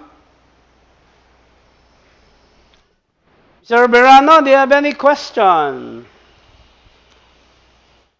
Okay, if you don't have any question, then you are dismissed and see you again next or this coming Thursday.